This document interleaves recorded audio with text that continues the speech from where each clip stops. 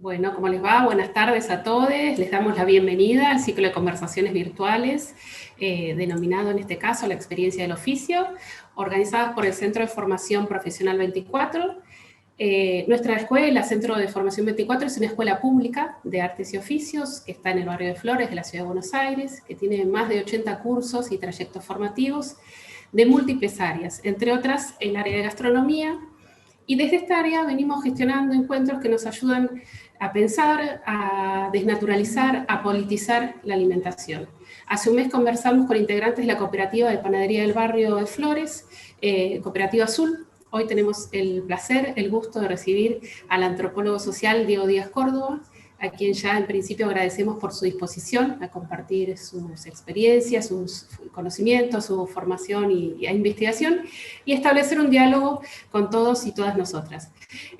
Antes de presentarlo formalmente y de darle la palabra, quiero presentar al trío de docentes que conforman nuestro equipo gastronómico, que son Mabel Cabrera, Frida Rojas y Fernando Rodríguez, que harán una brevísima introducción sobre la propuesta pedagógica del trayecto de gastronomía de nuestra escuela, que de alguna manera da marco a esta conversación. Así que en principio le doy la palabra a Mabel Cabrera. Hola, ¿qué tal? Bueno, gracias Diego, bueno, gracias Tamara, saludos a mis compañeros también, bienvenidos, bienvenidas. Bueno, un poquito contarles que en la escuela tenemos la carrera de gastronomía, que tiene varios cursos que hay que hacer, algunos teóricos, otros prácticos, ¿sí? Algunos básicos, y otros que son de especialización y para que ustedes puedan ahí desarrollar tanto la carrera de panadería como la de pastelería y también la de panadería, ¿sí? En la escuela se les da todos los ingredientes, ustedes tienen que directamente venir y tomar la clase. Esto es una metodología que llevamos a cabo en la escuela con la participación justamente de los estudiantes, porque todo lo que elaboramos y practicamos dentro del curso, después se vende tanto a los estudiantes como en la cantina que hay en la escuela, y eso hace como una retroalimentación nuevamente para que la cooperadora vuelva a comprar todos los ingredientes necesarios para las próximas clases. Así también tenemos varios eventos, entre los cuales tenemos la Milonga de Artigas, que se hace el primer sábado de cada mes. Por supuesto, bueno, ahora no que estamos en pandemia, tenemos todo suspendido, pero bueno, hace muchos años, más de 10 años, que funciona la Milonga, y para ello todos los estudiantes preparamos algún plato, ¿sí? Tenemos más de 250 personas por sábado, y bueno, ahí la gente viene, baila, escucha música, lo pasa lindo, y de paso come algo muy rico hecho por los estudiantes. Y también una vez al año hacemos lo que se llama la Feria Callejera, donde ahí mediante una pequeña entrada, ¿sí? Totalmente gratuita, las personas que vienen acceden a un montón de comida riquísima que hacen los estudiantes de distintos lugares, esa comida que se come en la calle en distintos países, o la recreamos dentro del CFP. Así que muy interesantes, y seguramente los vamos a estar invitando cuando toda esta pandemia termine a que puedan disfrutar de todo el trabajo que se hace en esta escuela, que es única, ¿sí? Y realmente es muy confortante trabajar en el 24. Y otro de los cursos que tenemos, y también somos los únicos que tenemos este curso, es el curso de pueblos originarios, que lo da mi compañera Frida Rojas, a la cual le pasó la palabra. Sumachisi, Warmimasis, Karimasis, Imainaka Casanquichas Rancuna, Noga Frida Rojas, sumando a todo lo que dijo Mabel,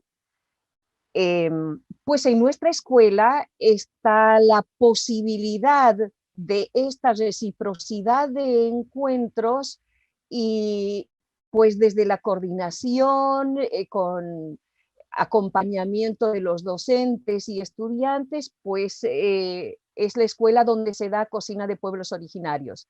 Creo que lo más importante de esto es hacer memoria, mirar nuestro ñaupa, con respecto a cómo nos alimentamos.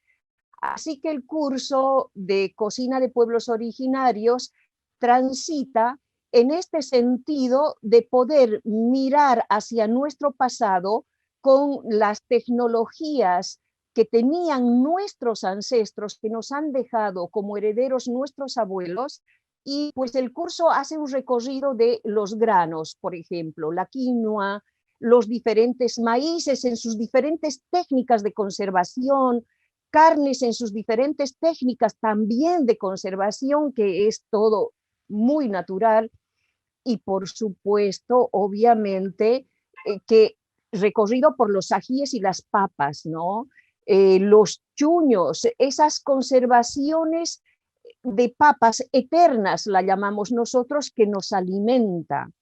Por lo tanto, el curso de Cocina de Pueblos Originarios es nuestro ñaupa, es nuestro pasado que en el presente lo ponemos a disposición de nuestros estudiantes,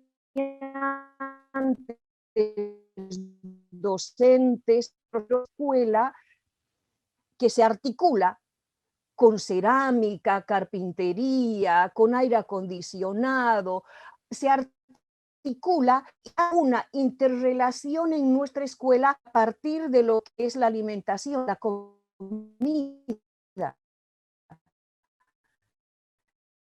Es eso lo que es interesante de nuestra escuela, además de lo que es la cooperación, el curso, digamos, de lo que es panadería, pastelería, cocina, sino también la de Cocina de Pueblos Originarios para experimentar nuestro pasado en este presente que hoy todavía nos alimenta. Esa ancestralidad que se hace presente pues en la escuela CFP 24. Así que pues ahí va para Fernando. También en el CFP, dentro de las otras actividades que se realizan, está la Noche de los Oficios, que se hace 2 veces al año, y también el cine. Estas actividades que estamos nombrando están todas atravesadas por la gastronomía, por la cocina, por el encuentro, por la producción de alimentos, por el compartir, por el reunirnos. Algo que contaba la profesora Mabel con respecto a lo que siempre están los ingredientes. Nosotros en el CFP a esto le llamamos la producción solidaria de insumos, porque esta producción solidaria de insumos hace que todos podamos tener el insumo no solamente en gastronomía, sino en todos los cursos que existen en el Centro de Formación Profesional. De todo ese pool de generación de encuentro y de riqueza, todos pueden tener abunda de todo lo que vamos compartiendo entre todos. Entonces, tiene una lógica completamente distinta. Hay un encuentro mensual del cine, donde nos encontramos a ver una película, a debatirla, a problematizarla, y también la comida nos encuentra, como nos está encontrando hoy.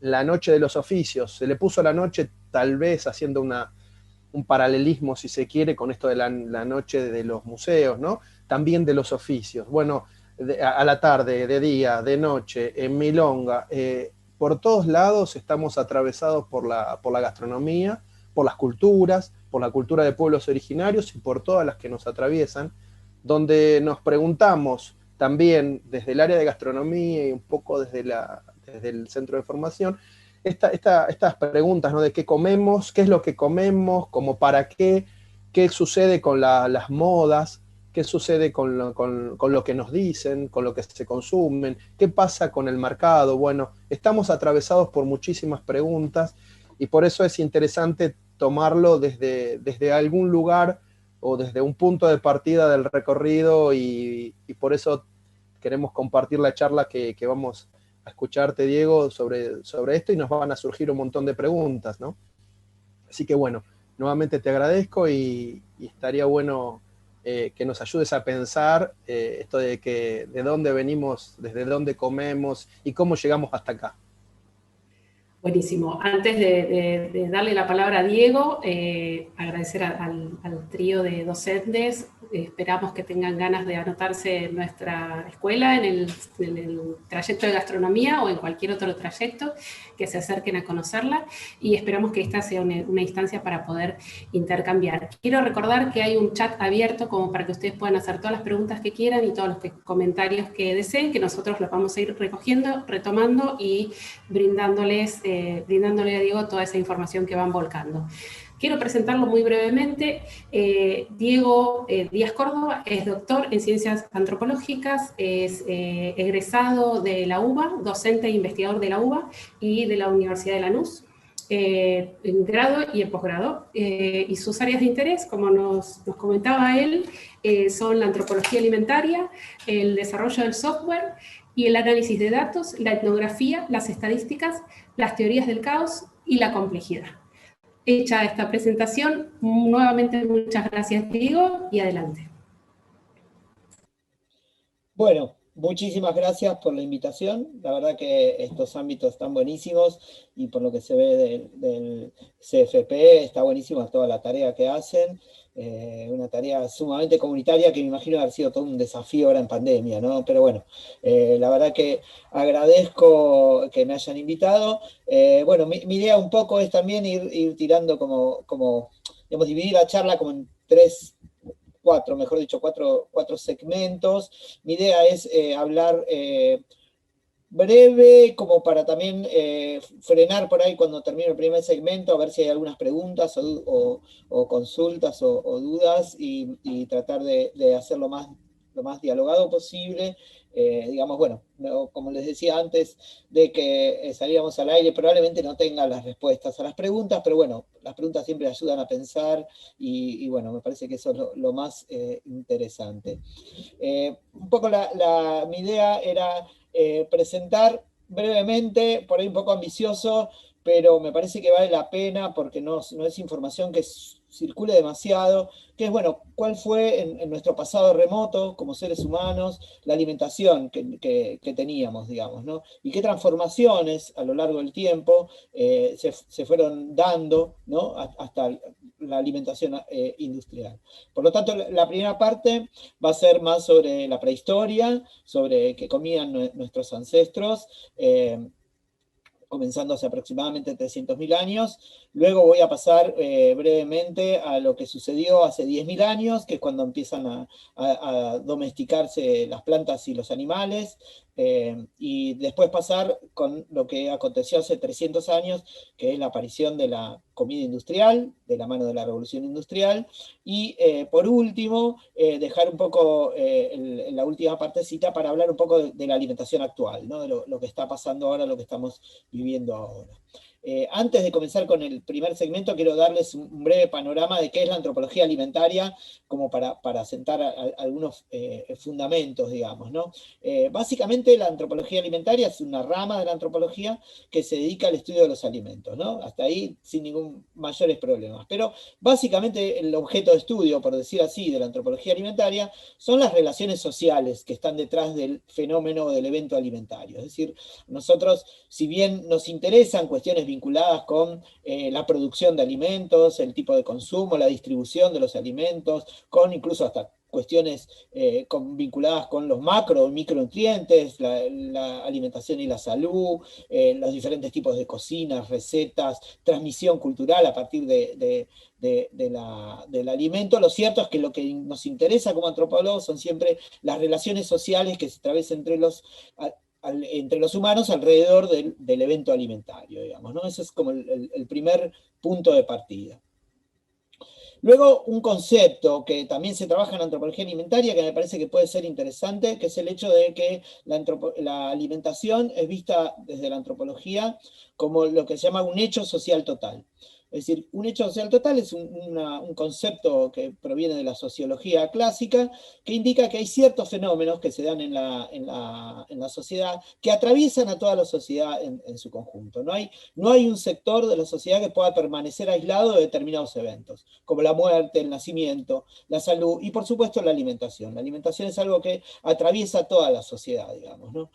Claro, después, según el lugar que uno ocupe en la sociedad, puede haber diferentes maneras de acceder o de vivir ese evento alimentario. Pero la sociedad no puede permanecer al margen. Y en general, cuando eso sucede, desde esta perspectiva sociológica de ver a la alimentación como un hecho social total, es que se crean instituciones de esos eventos, digamos, ¿no? Estas instituciones van a tener un carácter formal e informal, digamos, va a haber de todo. O sea que en estas instituciones van desde los sistemas productivos, ¿no? Por ejemplo, forman parte de la institucionalización que se crea alrededor del evento alimentario, hasta cuestiones más de instituciones menos formales, pero no por eso menos potentes, como son, por ejemplo, la transmisión cultural de conocimientos acerca del alimento que se da en el seno de los grupos sociales, digamos, ¿no? O sean familias, amigos, colectivos, etc. Otra cosa interesante que quería decir era que de todas las funciones que tiene la alimentación y que son definidas por diferentes antropólogos, solo una es la que está vinculada con la alimentación como parte de la nutrición biológica, como parte de la nutrición del cuerpo. El resto de las funciones que cumple la alimentación son cuestiones de índole social, digamos, ¿no? Desde cuestiones como demostrar cariño, hasta, por ejemplo, cuestiones rituales vinculadas con negociaciones que se establezcan por comercio o el objetivo que fuere, digamos, ¿no? Cuestiones vinculadas con el hecho de agradar a otros, de marcar diferencias entre quienes comen de una manera y quienes comen de otra. Bueno, se han identificado más de 20 de estas funciones que son esencialmente sociales, digamos, ¿no? No tienen que ver con lo biológico. Apenas una sola de esas funciones es la de nutrir al cuerpo. El resto son todas de índole social, y me parece que eso es bien interesante, porque hace que la alimentación tenga una complejidad tal que se la pueda estudiar desde la cuestión molecular. Yo puedo saber, digamos, cuánto zinc necesita un ser humano, o cuánto fósforo, o cuánto hierro, hasta cuestiones vinculadas con lo netamente simbólico, como por ejemplo preguntarnos por qué todas las religiones del mundo involucran un evento alimentario entre sus rituales, por ejemplo, ¿no? Es decir, que tiene un aspecto sumamente amplio de investigación, digamos, ¿no? Donde está atravesado lo simbólico, lo político, lo económico, lo biológico, lo químico, es decir, múltiples aristas que tiene la complejidad del evento alimentario, y que, por lo menos personalmente, es lo que la hacen sumamente interesante, digamos, ¿no? Algo interesante también para señalar es que los alimentos que consumimos los seres humanos son alimentos creados por los seres humanos, digamos, ¿no? Hoy día prácticamente hay muy pocos alimentos que no han sido creados por el ser humano, alimentos que no estén dotados completamente de cultura, ¿no? Puede haber algunas cuestiones vinculadas con la caza, y aún así hay que decir que la caza incluso tiene un efecto sobre el alimento que se va a cazar, digamos, pero algo de pesca también, donde no hay un control sobre esos alimentos, un control, digamos, lo que se llama un control reproductivo y un control productivo. La mayor parte de los alimentos que consumimos han sido creados por el ser humano. Eso me parece que es interesante de señalar. Después, otro aspecto también a marcar como parte de la antropología alimentaria es que la diversidad de tipos de alimentación que hay que tiene el ser humano, digamos, ¿no? Nosotros tenemos pueblos como los esquimales, que lo único que comen o prácticamente lo único que comen son alimentos de origen animal. Viviendo en la llanura ártica hay pocas chances de consumir alimentos de origen vegetal, y según los estudios que se han hecho, es una población que está, digamos, alimentada con los estándares requeridos por la Organización Mundial de la Salud, que incluso plantea varios problemas de investigación, como cómo puede ser que gente que consuma pura y exclusivamente alimentos de origen animal no tengan enfermedades como el colesterol o ese tipo de enfermedades no transmisibles tan comunes en nuestra sociedad. Desde ese extremo de pueblos que comen prácticamente solamente alimentos de origen animal, pasamos a por ejemplo, en el sur de Indonesia, pueblos que prácticamente no consumen nada de origen animal, digamos, ¿no? Que su alimentación es completamente basada en animales del mundo vegetal. Esa diversidad, siendo que somos la misma especie, me parece que es un marcador también de cómo el ser humano hace magia, por decirlo así, con los alimentos, cómo puede transformar de esas materias primas para satisfacer no solo las necesidades biológicas, sino también las necesidades sociales, digamos, ¿no? que exceden al mero hecho biológico. Y por último, para cerrar este apartadito sobre qué es la antropología alimentaria, bueno, decir que la alimentación humana siempre dependió de la tecnología, digamos. No hay una alimentación humana que no tenga un grado de tecnología. Y planteo esto al principio porque después cuando hablemos un poco de lo que está ocurriendo ahora, vamos a ver, bueno, qué efectos está teniendo la alimentación industrial. Y a mí me parece que no hay que confundir alimentación industrial o industria con tecnología. Me parece que son dos ámbitos diferentes, digamos, ¿no? Y que la tecnología es parte constitutiva de nuestra cultura humana, digamos, ¿no? Bueno, el uso que se hace de la industria es otra cosa, digamos, ¿no? Pero me parece interesante plantearlo desde el vamos como, digamos, un tema a por lo menos reflexionar o debatir. Bien, esta fue la introducción breve para ver algunos de los ejes sobre los cuales discurre la antropología alimentaria, que obviamente, digamos, en el resto de sus actividades va a ser básicamente antropología, es decir, va a estudiar la diversidad cultural presente y también la historia, la larga historia de la especie humana, digamos, ¿no? Creo que la búsqueda del origen y la búsqueda de la diversidad forman el núcleo duro de la antropología y por ende también de la antropología alimentaria. Bueno, vamos a ir un poco rápido porque tenemos como 300.000 años por delante, así que el tiempo es tirano, como se decía, creo que ahí ya revelé que soy grupo de riesgo, digamos, pero bueno, tenemos 300.000 años por delante, así que bueno, voy a, digamos, de toda esta parte más vinculada con la prehistoria de la humanidad, me interesan simplemente que queden algunos conceptos, no me interesa el detalle en lo absoluto, porque aparte el estudio de, digamos, para hablar más técnicamente, del Pleistoceno, es decir, de la edad geológica que se denomina edad del hielo, es un campo en dinámica permanente. ¿No? Es algo que está cambiando y todo el tiempo hay nuevos desarrollos y nuevos hallazgos, con lo cual detenerse en el detalle no tiene ningún tipo de sentido. ¿Cuándo aparecen los Homo sapiens sobre el planeta Tierra? Bueno, los estudios, como les digo, es un campo dinámico. Los últimos estudios están indicando que ya hace más o menos 300.000 años ya había Homo sapiens en el planeta. Estos Homo sapiens de hace 300.000 años eran físicamente exactamente iguales a nosotros, digamos, ¿no? Si trajéramos uno en una cápsula del tiempo y lo sentáramos acá en esta charla, no podríamos distinguirlo, digamos, ¿no? Las diferencias serían pura y exclusivamente culturales, no habría otro tipo de diferencias. Eso es un primer dato a tomar en cuenta.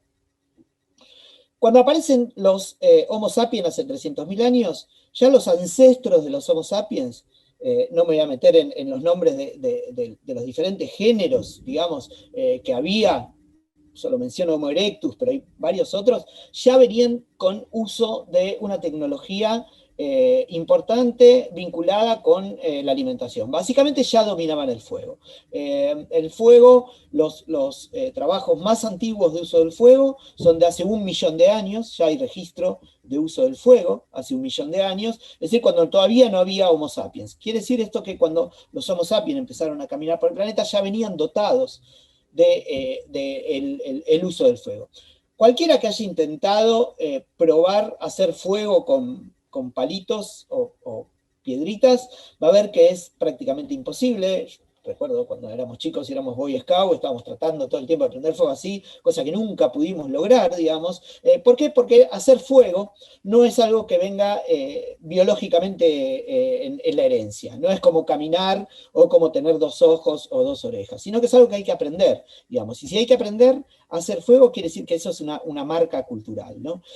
Por lo tanto, con la aparición de los sapiens, ya hay una dotación cultural importante que se va pasando de generación en generación, más allá de la especie, digamos, y que tiene que ver con este dominio del fuego.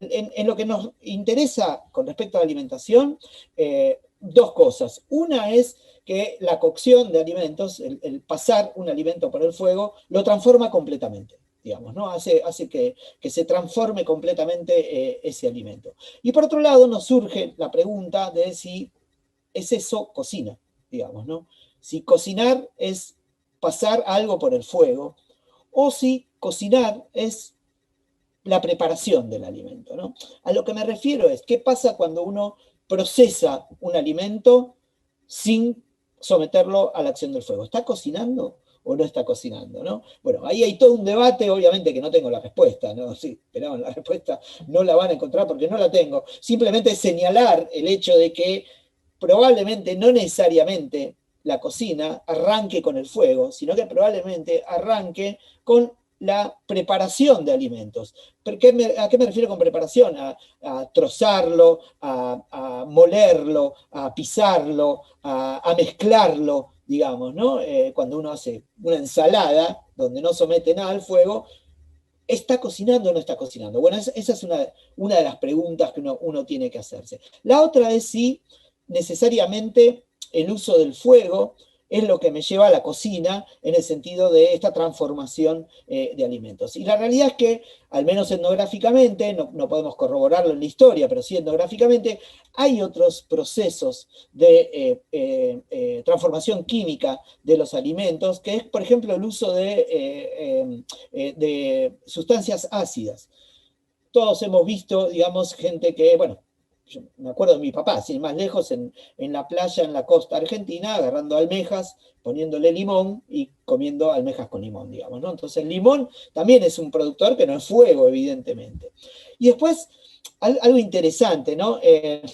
Hay algunos estudios que plantean que ya hace 2 millones de años, por el tipo de desgaste dentario de la población de Homo habilis, no importa quién, tiene un tipo de desgaste dentario como si estuvieran cocinando, pero el fuego no aparece hasta hace 1 millón de años. ¿Qué pasó en ese millón en el medio? Bueno, algunos plantean que había formas alternativas de cocción, como por ejemplo el someter alimentos a la cocción no por un fuego hecho por uno, sino por ejemplo a lo que son aguas termales muy calientes, ¿no? Entonces aguas termales que están hirviendo te pueden permitir hervir, hacer una sopa, ¿no? Por ejemplo. Y hay ejemplos etnográficos. Hay un ejemplo muy lindo etnográfico de un tipo de cocina que se hace en Nueva Zelanda, que hacen los maoríes en Nueva Zelanda, donde hacen como una especie de sopa al volcán, por llamarlo de alguna manera, digamos, ¿no? Donde pueden calentar sin necesidad de ellos preparar el fuego, ¿no?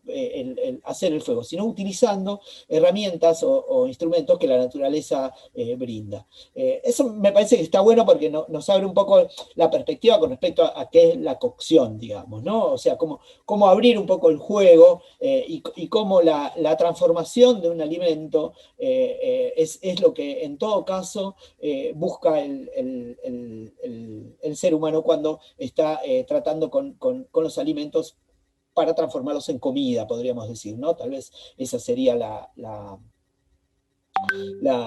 el dato. Algunas cuestiones, por ejemplo, más por ahí de dato más duro, ¿no? La cocción de alimentos o la preparación, digamos, esta preparación de alimentos implica, por ejemplo, algunas cosas significativas, como la reducción en el tiempo de la masticación. Esto parece una soncera, visto desde algún punto de vista, pero la realidad es que se calcula más o menos que los Homo sapiens pasamos del día un 5% del tiempo masticando. Mientras, por ejemplo, nuestros primos más cercanos, los chimpancés, pasan un 40% del tiempo masticando, digamos, ¿no?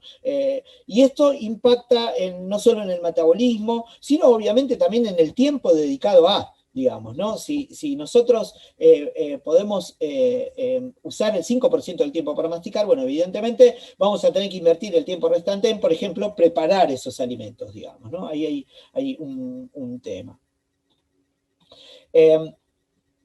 Algo también, un dato duro, por ejemplo, tiene que ver con que la acidez que tiene nuestro estómago, el ácido clorhídrico que produce nuestro estómago, el nivel de acidez es mucho más parecido al de animales carroñeros que al de animales cazadores, por ejemplo, digamos, ¿no? Y mucho menos que el de animales herbívoros, ¿no? El nivel de acidez que tenemos en nuestro estómago es muy similar al de animales carroñeros, digamos, lo cual también plantea una hipótesis que probablemente estos humanos de hace 300.000 años y las especies que nos antecedieron no eran cazadores en el sentido hollywoodense del término, sino que muy probablemente fueron oportunistas, que aprovechaban los animales que encontraban, digamos, para poder consumirlos, digamos, ¿no? Eso también está bueno un poco como para marcar, bueno, el carácter también de algún modo adaptativo del ser humano, digamos, ¿no? Parece que por eso ese lado es interesante. En general lo que se plantea es que, digamos, estas dietas estaban mucho más orientadas a alimentos de origen animal que a alimentos de origen vegetal, digamos, ¿no? Por el registro y por el tipo de instrumentos que se encuentran, en general están más asociados con cortes, con cuchillos de piedra que servían para cortar fragmentos de animales, sean cazados o sean, digamos, encontrados como carroña, pero a la vez hay algunos datos que ponen un poco en tela de juicio esta hipótesis, y es que, por ejemplo, nosotros en la saliva tenemos muchas más enzimas para disolver el almidón de los alimentos que la que tienen, por ejemplo, los propios chimpancés, digamos, ¿no? Que muchas veces es un parámetro de comparación. Esto estaría diciendo que una gran parte de esa dieta estaba basada en probablemente tubérculos, digamos, ¿no? En raíces y en algunos otros tipos de planta, con una bastante carga de almidón, que era necesaria descomponerla en sus hidratos de carbono para poder digerirlas. Y si analizamos la saliva humana, bueno, tiene un componente de enzimas que es mucho mayor que el de, por ejemplo, primos cercanos como los chimpancés. Hace más o menos 70.000 años ocurre un fenómeno global que es la explosión de un volcán cercana a la zona de Indonesia, a lo que hoy es Indonesia, que se denomina la catástrofe de Toba, y que eso puede haber tenido un impacto importante en la dieta de nuestros ancestros de hace 70.000 años. En parte porque, bueno, esta explosión de estos volcanes pudo haber alterado el clima, piensen que estamos hablando de la edad del hielo, donde, digamos, había lo que se denomina megafauna, que eran animales mamíferos muy grandes, ¿no? Como seguramente han escuchado hablar de mamuts, o de rinocerontes lanudos, o de megaterios, o de gliptodontes. Bueno, estos animales estaban muy bien adaptados a la edad del hielo, pero bueno, como animales grandes requieren de mucho insumo para poder mantenerse, el metabolismo muy grande, obviamente, y al parecer esta catástrofe de Toba, esta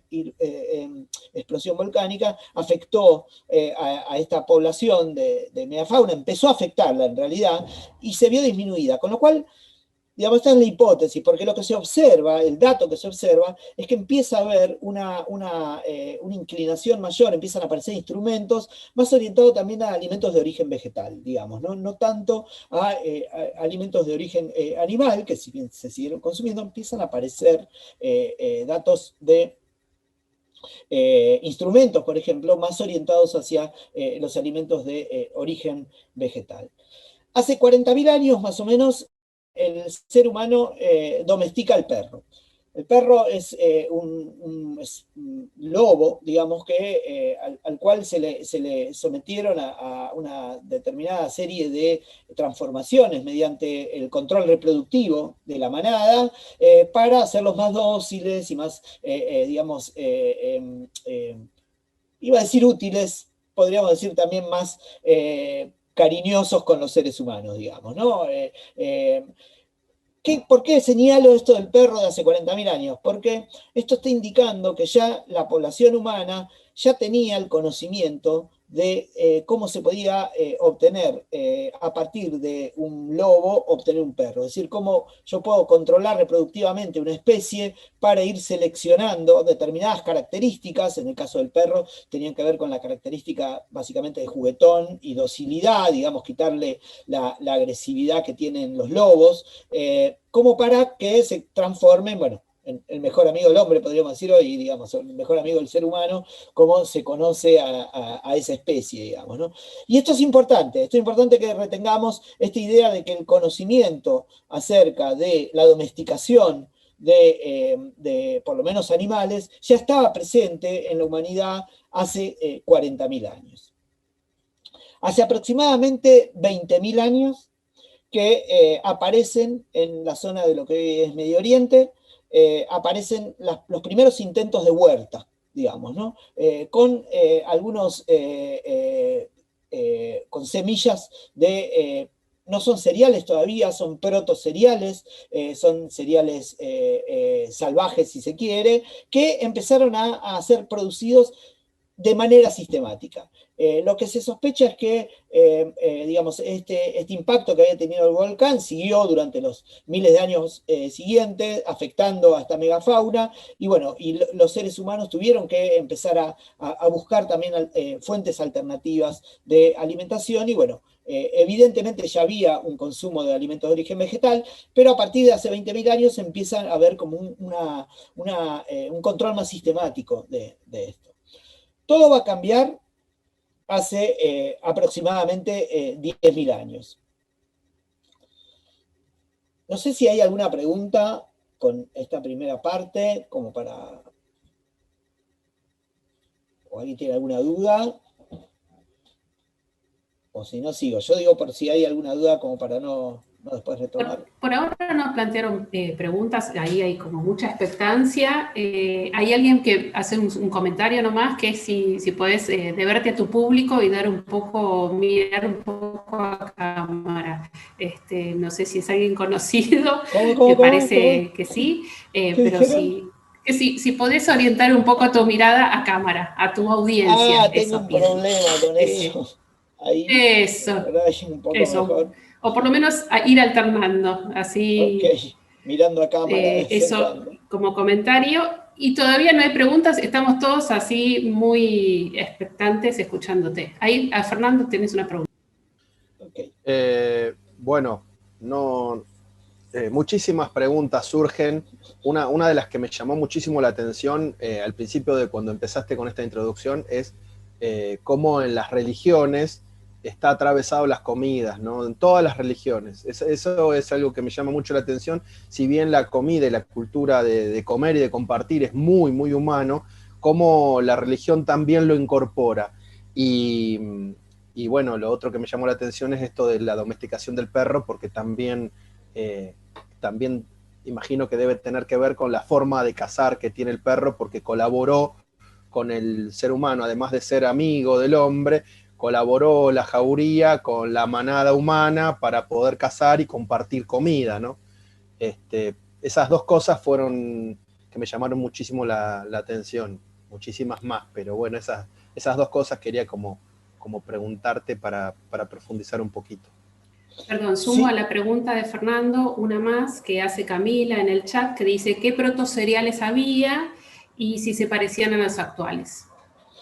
Bueno, protocereales depende de la zona, digamos, ¿no? Una cosa es América, otra cosa es el Viejo Mundo, digamos, ¿no? Donde había tipos de cereales diferentes, pero básicamente voy a ser un poco, digamos, esquemático también, ¿no? Pero el trigo, la avena son domesticados en Medio Oriente, el arroz es domesticado en China, en lo que hoy es China, y el maíz, bueno, el maíz hay todo un debate, es americano sin lugar a dudas, pero siempre hay un debate de si fue en México o fue en Sudamérica.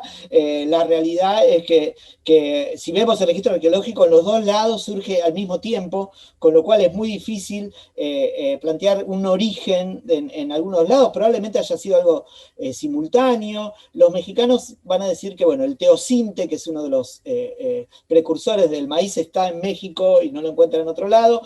Pero bueno, probablemente también es muy interesante el tema de los cereales porque, digamos, es probable que hubiera habido teocintes que no quedaron acá en Sudamérica y que haya sido una convergencia en la domesticación de este cereal. Creo que es en Medio Oriente el centeno, si mal no recuerdo. El otro día leía un paper que había salido en la revista Nature que decía que los seres humanos hace 10.000 años empiezan a plantar trigo, ya domesticado, es decir, estos cereales a los que se les agranda el grano, básicamente, por un efecto económico, y que el centeno, creo que es el que imita al trigo para que el ser humano no lo desmalece. Esto es notable. Porque, y después le pregunté a una amiga que es bióloga y me dijo, sí, los pastos viven imitando. Parece que es una característica de los gramillones, el imitar, de acuerdo a ventajas que pueden tener en determinado contexto. Y como que el centeno, de algún modo, vio, entre comillas, no vio nada, pero digo, el trigo era el que cuidaba y lo que hacían los humanos era sacar toda la maleza que no fuera trigo para mantener el cultivo. Bueno, el centeno como que imitó, digamos, tiene como una capacidad de mímesis, de imitar al trigo, hasta tal punto que digamos, los humanos empezaron a cuidar al centeno de la misma manera que se cultivaba al trigo. Con lo cual el texto tenía un título algo así como que el centeno se domesticó solo, una cosa así, digamos, ¿no? Hay un montón que no sabemos todavía. Digo, más allá de mi ignorancia personal, ¿no? Estoy hablando en términos generales que no se saben sobre este tema bueno, estas interacciones con el medio ambiente, digamos, ¿no? Que por ahí son mucho más profundas de lo que reconocemos, digamos, ¿no? Bueno, ya vamos a hablar un poquito más de medio ambiente cuando avancemos en el tiempo.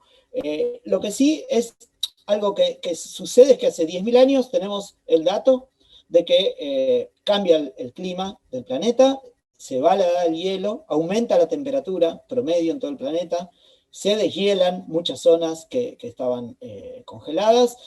Hoy día tenemos reliquias de aquella época glaciar en los glaciares, por ejemplo el del Calafate, el del Perito Moreno, es una reliquia de hace 10.000 años. Lo cierto es que en todo el planeta aumentó la temperatura y al aumentar la temperatura lo que sucedió es que la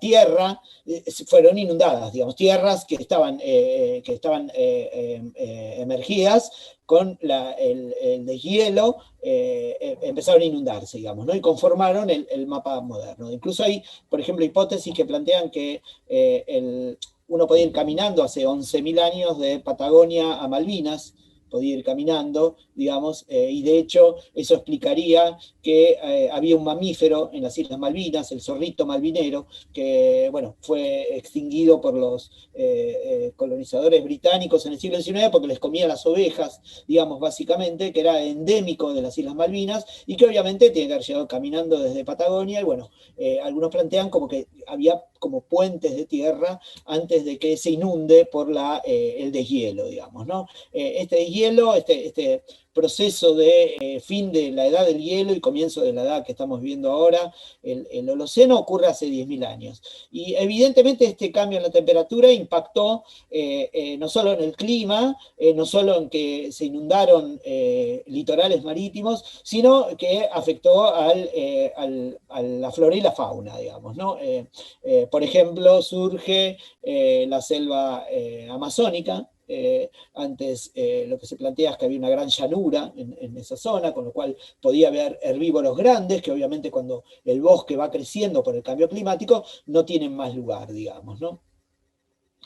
Por otro lado, el deshielo y el cambio en la conformación de los mapas, digamos, por decirlo así, hizo que mucha gente también que vivía por ahí más dispersa tuviera que juntarse, con lo cual aumentó la densidad demográfica. Y eso implicó un planteo diferente con respecto a de qué manera podías alimentarte, básicamente, digamos, ¿no?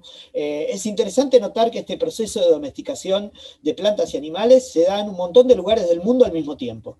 Se da en el Extremo Oriente, se da en Medio Oriente, se da en el norte de África y se da en América. Entonces, evidentemente, si el fenómeno fue global y no había contacto, porque no había ningún tipo de contacto con ninguna de estas zonas, es evidente que es un fenómeno global el que afectó para que tantas poblaciones en el mundo se pusieran a domesticar plantas y animales. La domesticación de plantas y animales implicó, bueno, evidentemente los humanos ya conocían lo suficiente la naturaleza como para saber las propiedades de las semillas, de cómo hacerlas crecer, de cómo cruzar animales, lo que era el control reproductivo, digamos, ¿no? Evidentemente el conocimiento ya estaba presente, pero por algún motivo no se aplicaba. Y probablemente no se aplicaba porque la verdad es que en el intercambio de pasar de una sociedad más cazadora-recolectora a una sociedad sedentaria basada en plantas y animales domesticados, lo que se pierde básicamente es variabilidad alimentaria. Vos perdés variabilidad alimentaria, perdés movilidad, ¿no? Más o menos se calcula que los cazadores-recolectores caminan unos 20 kilómetros diarios, digamos, es decir, que nuestro cuerpo estaría preparado para caminar 20 kilómetros diarios, pero bueno, motivados por estos cambios globales climáticos, más el aumento de la densidad demográfica, hubo que empezar a domesticar plantas y animales, con lo cual redujimos en un principio la diversidad que tienen los cazadores-recolectores, que suele ser mucho más amplia en términos alimentarios. Eso trajo como una consecuencia también la sedentarización. ¿Por qué? Porque básicamente vos no podés plantar o tener animales en establos e irte, digamos, a hacer tu recorrido del ciclo que hacen los cazadores-recolectores, que suelen ser ciclos muy grandes, ¿no? Si calculamos 20 kilómetros por día, es un montón lo que caminan, y es como que van explotando diferentes nichos ecológicos en un circuito que puede llegar a tener casi 1000 kilómetros de distancia, digamos, ¿no? De diámetro. Bueno, eso una vez que vos empezás a plantar, te tenés que quedar afincado en el lugar. No te queda otra porque si algo tiene el cultivo es que requiere de un trabajo constante, digamos, ¿no? Un trabajo constante de evitar plagas, un trabajo constante de desmalezar. Bueno, depende en qué zona estés. Incluso, por ejemplo, todo lo que es la zona de Quebrada Humahuaca, donde una de las tareas es eliminar la piedra que permanentemente cae de la montaña, digamos, ¿no? Entonces, en los paños de cultivo requiere un trabajo, digamos, continuo, ¿no? Con lo cual hubo sedentarización, ¿no? Este cambio de domesticar animales y plantas va a ser, digamos, si bien quedan hoy día, incluso hoy día quedan poblaciones cazadoras recolectoras, cada vez son menos, pero algunas quedan. La realidad es que la mayor parte de los alimentos que comemos los seres humanos fueron creados artificialmente hace 10.000 años, digamos, ¿no? Creo que el caso más lindo es el del maíz. El maíz es una planta que sin el ser humano no puede sobrevivir, ya a esta altura, digamos, ¿no? Fíjense que viene envuelto. Esa envoltura, obviamente, es una envoltura que le conviene al ser humano, no necesariamente a la planta, digamos, y que hace que si no hay un ser humano atrás que pueda garantizar su reproducción, el maíz no se termina de reproducir, digamos, ¿no? Entonces, fíjense qué dependencia que empezamos a tener de estas especies, ¿no?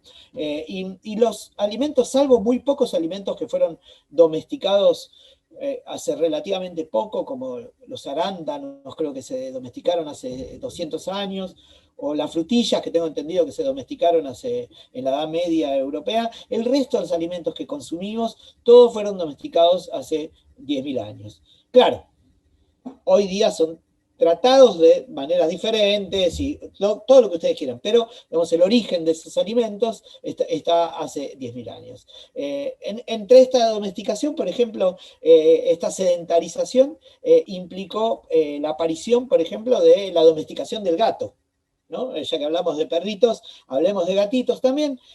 Los gatitos fueron domesticados en 2 lados, en China hace 7.000 años y en Medio Oriente hace 6.000 años, y lo que indican los papers es que los gatitos que hoy tenemos en nuestras casas son todos descendientes de aquellos que fueron domesticados en Medio Oriente, porque al parecer eran más dóciles que los que habían sido domesticados un tiempo antes en China. ¿Para qué domesticaron los gatos? Básicamente porque si vos tenés granos, lo más probable es que te vengan roedores. Y los roedores no solo te comen el grano, fundamental para tu alimentación, sino que son vectores de enfermedades, digamos, ¿no? Podemos decir que las civilizaciones del viejo mundo están basadas, sin gatos no hubiera habido imperio chino, no hubiera habido Egipto, no hubiera habido prácticamente ninguna sociedad en el viejo mundo relativamente grande, digamos, ¿no? En el nuevo mundo, América es otra historia, porque no había gatitos, digamos, domésticos, ¿no? Pero en el viejo mundo, de hecho, una prueba de ello es que tanto en la antigüedad, en China como en Egipto, los gatos formaban parte del panteón de los dioses, digamos, ¿no?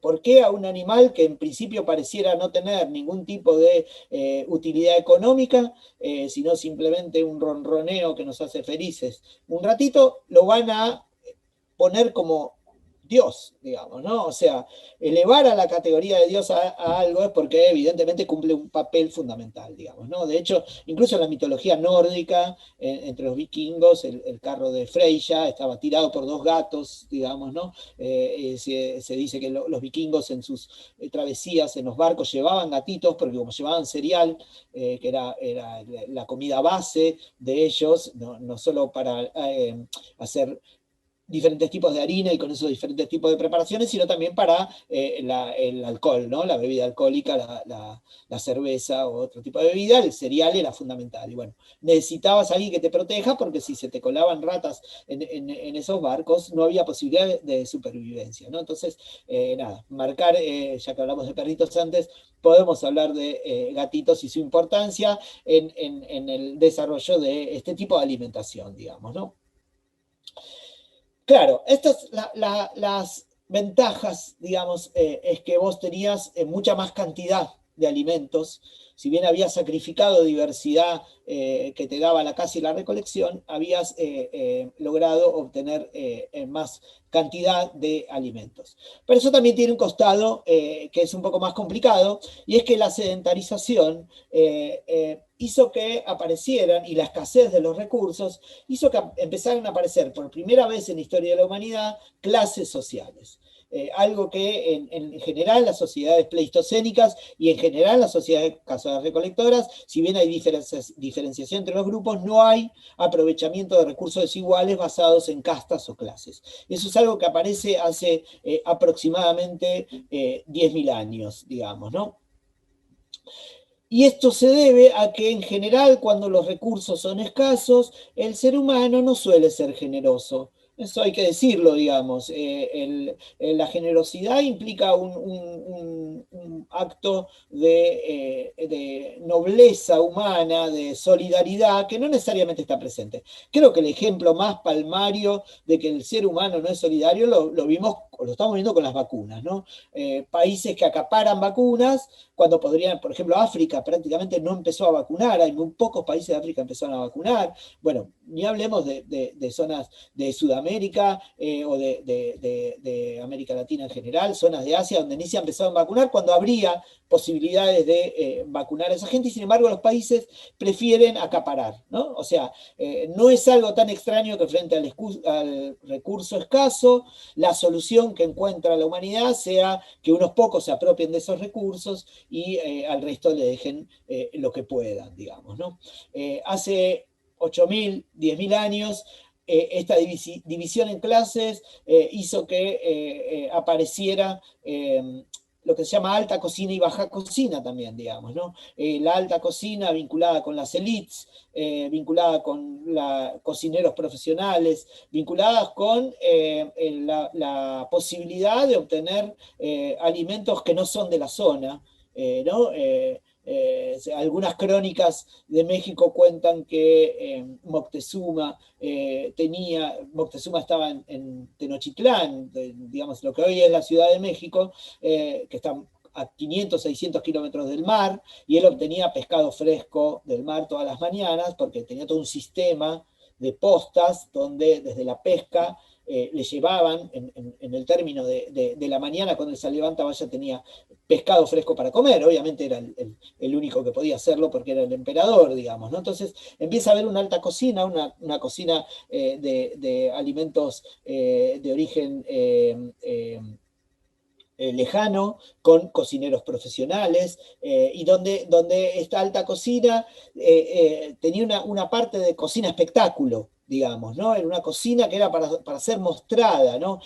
Fundamentalmente al pueblo, ¿no? Esto lo vamos a seguir viendo incluso hasta en la Edad Media, en el Renacimiento, donde antes de los grandes banquetes de los nobles medievales, mostraban la comida al pueblo, digamos, ¿no?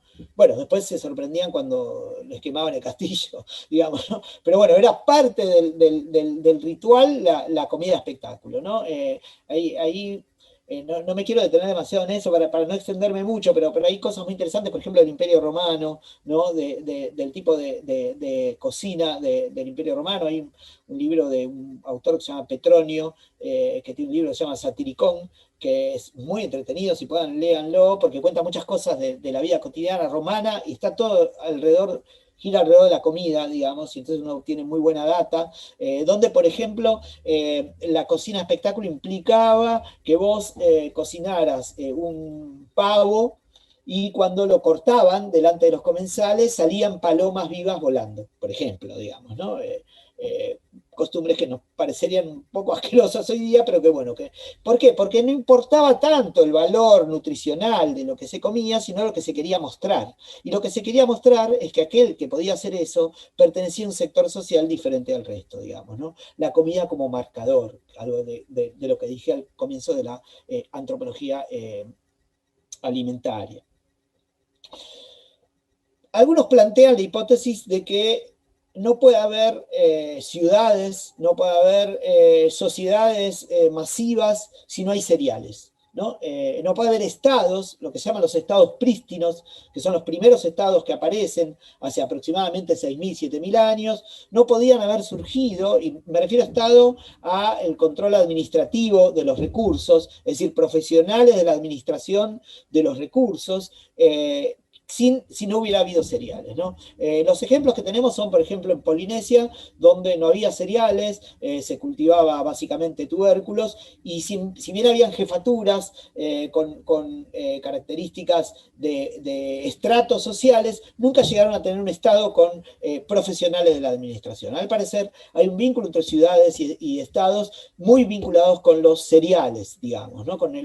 ¿Por qué? Básicamente porque el cereal se puede almacenar mucho tiempo, y esa es una gran ventaja que te brinda los cereales con respecto a otro tipo de alimentos. Por ejemplo, los tubérculos. Los tubérculos solo pueden ser almacenados 2 o 3 meses. Bueno, salvo que, como contó antes la compañera, el tema del chuño, ¿no? Pero bueno, el tema del chuño es algo que se da a la altura.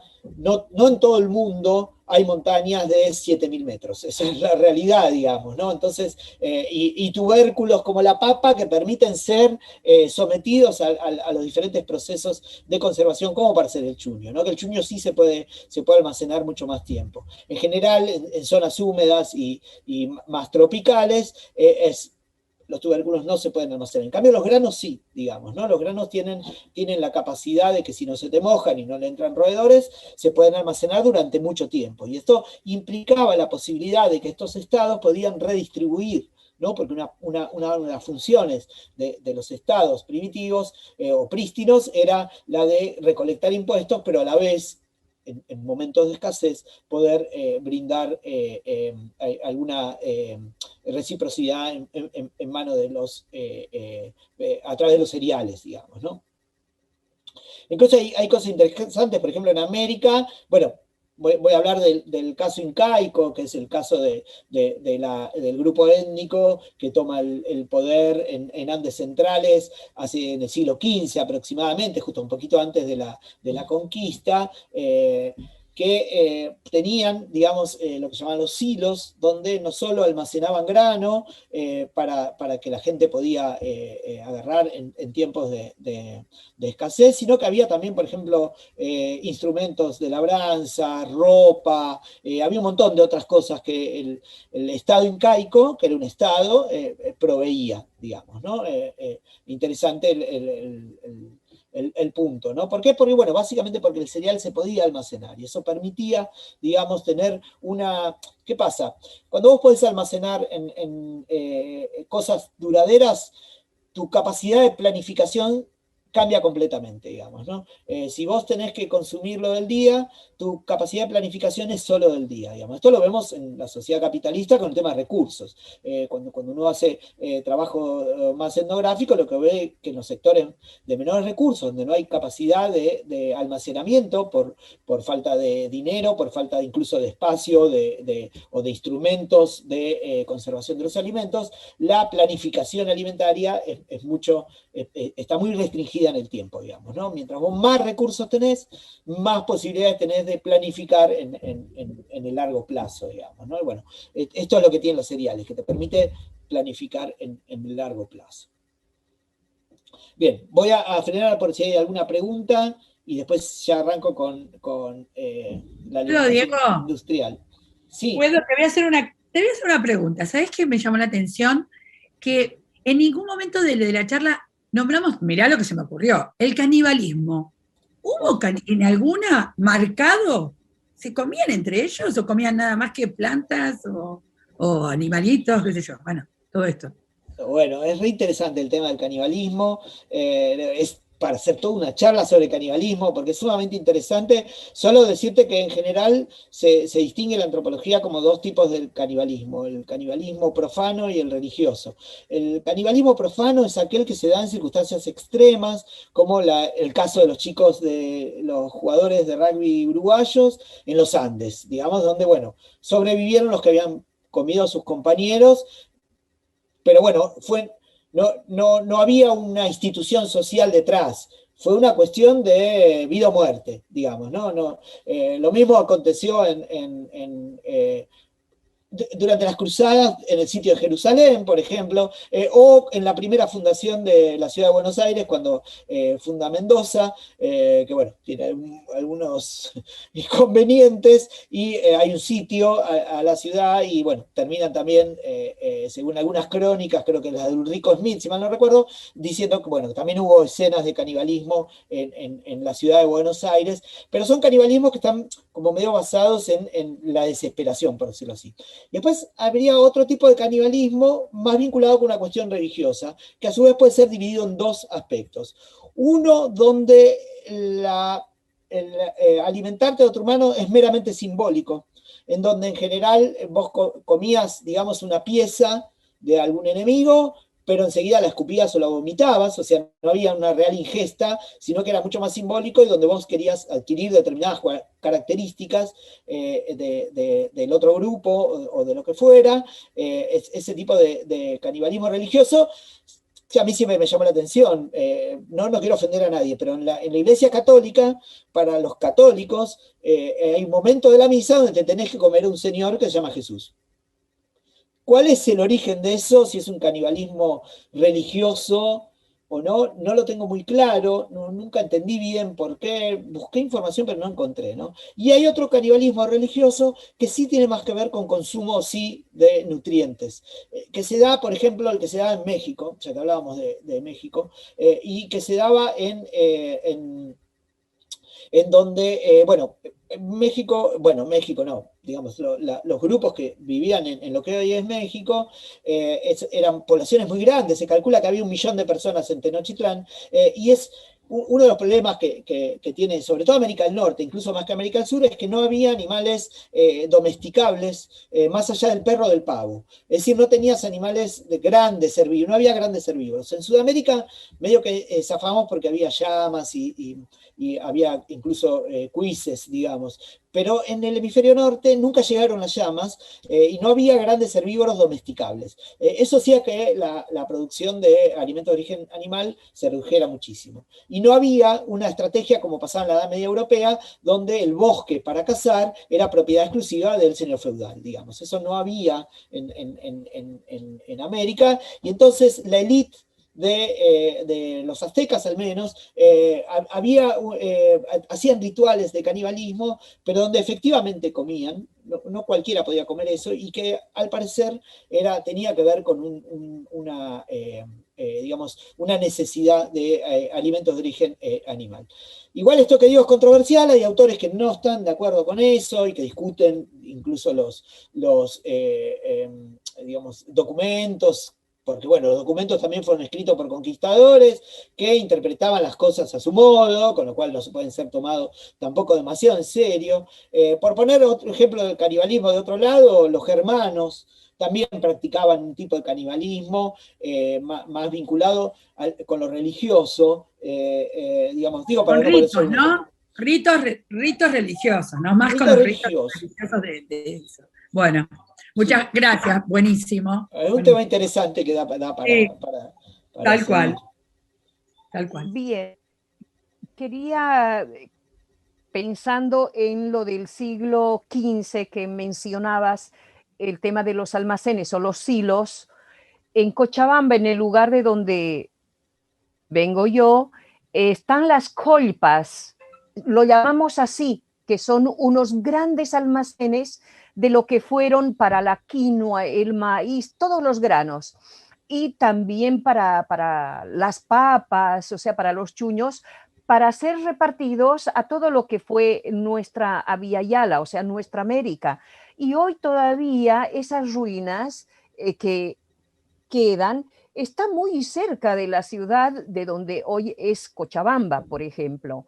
Es una provincia que se llama Quillacollo, donde están las colpas y son cantidad de colpas, y sumado a esto que decías vos, esto de lo que era la planificación de la alimentación para ser compartido con los otros pueblos y para hacer los intercambios, lo que serían los granos con la sal, con el charqui, etcétera, etcétera. Es muy interesante esto que dices, hacía una similitud a los hilos, ¿no? Totalmente. Con las colpas del Incario. Totalmente. Todavía Hay una hipótesis muy interesante de un antropólogo que se llama John Murra, un antropólogo que veíamos mucho en la carrera, un personaje que había peleado en la Guerra Civil Española, la verdad que un tipo increíble, que planteaba la idea de cómo se había integrado verticalmente la zona andina. Es decir, donde vos tenías recursos de altura, donde estaba el chuño, papa, donde podías tener algunos animales, un recurso de mediana altura, hasta donde llegaba el maíz, donde podías plantar también algunas papas, y el de abajo, de la ceja de la selva, donde podías obtener más tipo frutos, tomates, ajíes, en fin, y que, digamos, lo que él planteaba es que había una integración vertical, o sea, como que los Ailius tenían partes, en todas las partes de esos pisos de altura, porque es todo en altura, y que ese intercambio facilitaba, bueno, no solo la cuestión reciprocitaria de que llegaran los productos de un lado al otro, digamos, ¿no? Sin necesidad de que hubiera un mercado en el sentido de compra-venta, ¿no? Eso también es muy interesante, un sistema de redistribución que no está basado en la compra-venta, sino en la reciprocidad. Eso me parece como concepto muy interesante, porque estamos hablando de que se calcula que en el Imperio Incaico, a la llegada de la conquista española, había prácticamente 10 millones de personas. O sea, es mucha gente, ¿no? Es mucha gente. Y que, bueno, permitían este tipo de intercambios, bueno, que están de algún modo a ver, había como una centralización que hacía el incanato, porque construía caminos y construía silos, pero donde también se dejaba que las comunidades locales fueran las que lo administraban. Eso también es interesante, porque es como un sistema centralizado, pero que a la vez está descentralizado. Me parece una contradicción lo que estoy diciendo, pero es como que había momentos, por ejemplo, caminos, que obviamente se hacían con el trabajo de las comunidades, ¿no? Obviamente, pero bueno, con una idea de expansión más centralizada, a la vez que se basaba mucho en cierto empoderamiento local, por llamarlo de una manera moderna, digamos, ¿no? Es bien interesante el tema. Incluso me acuerdo haber leído crónicas donde contaban que incluso había ropa. No solo había granos para que la gente pueda obtener en caso de necesidad, sino incluso hasta textiles, ¿no? Eso también es interesante. Sí, Digo, gracias. por ahora, perdón, por ahora no hay preguntas, no hay muchas más preguntas. Lo que te propongo, si te parece, es hacer un salto histórico y ya meternos de lleno más en la época actual y el abordaje de algunas problemáticas vinculadas a la alimentación. ¿Qué te parece?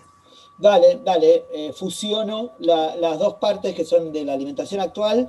Simplemente voy a introducir un poco el tema de la alimentación industrial, que me parece que es un dato que nos impacta ahora mucho más que lo que venía hablando, en el sentido de que, bueno, hace 300, 400 años empieza a haber un cambio en el sistema económico en algunas regiones de Europa, en donde, bueno, el sistema medieval, feudal, había mostrado sus límites con la crisis del siglo XIV y la peste negra, y bueno, eso, digamos, dejó el camino libre para que determinados grupos que no pertenecían por ahí a la élite pudieran empezar a tener posiciones más de poder, que es un poco el ascenso de la burguesía, sumado a que tuvieron el golpe de suerte de que en el siglo, fines del siglo XV, principio del siglo XVI, conquistan o empiezan a conquistar América, y eso implicó básicamente para lo que es la revolución industrial la provisión de metales preciosos, ¿no? Oro y plata de América, que fueron directamente a abastecer como combustible a la revolución industrial. Digamos, la revolución industrial, muchos autores, que el origen está en los textiles y en la automatización o mecanización en la producción de hilados, pero hay algunos otros autores, como Sidney Mintz, que van a decir, ojo, la revolución industrial antes de aplicarse al textil se aplicó a lo alimentario. ¿Básicamente en qué? En la caña de azúcar, digamos, ¿no? Una de las,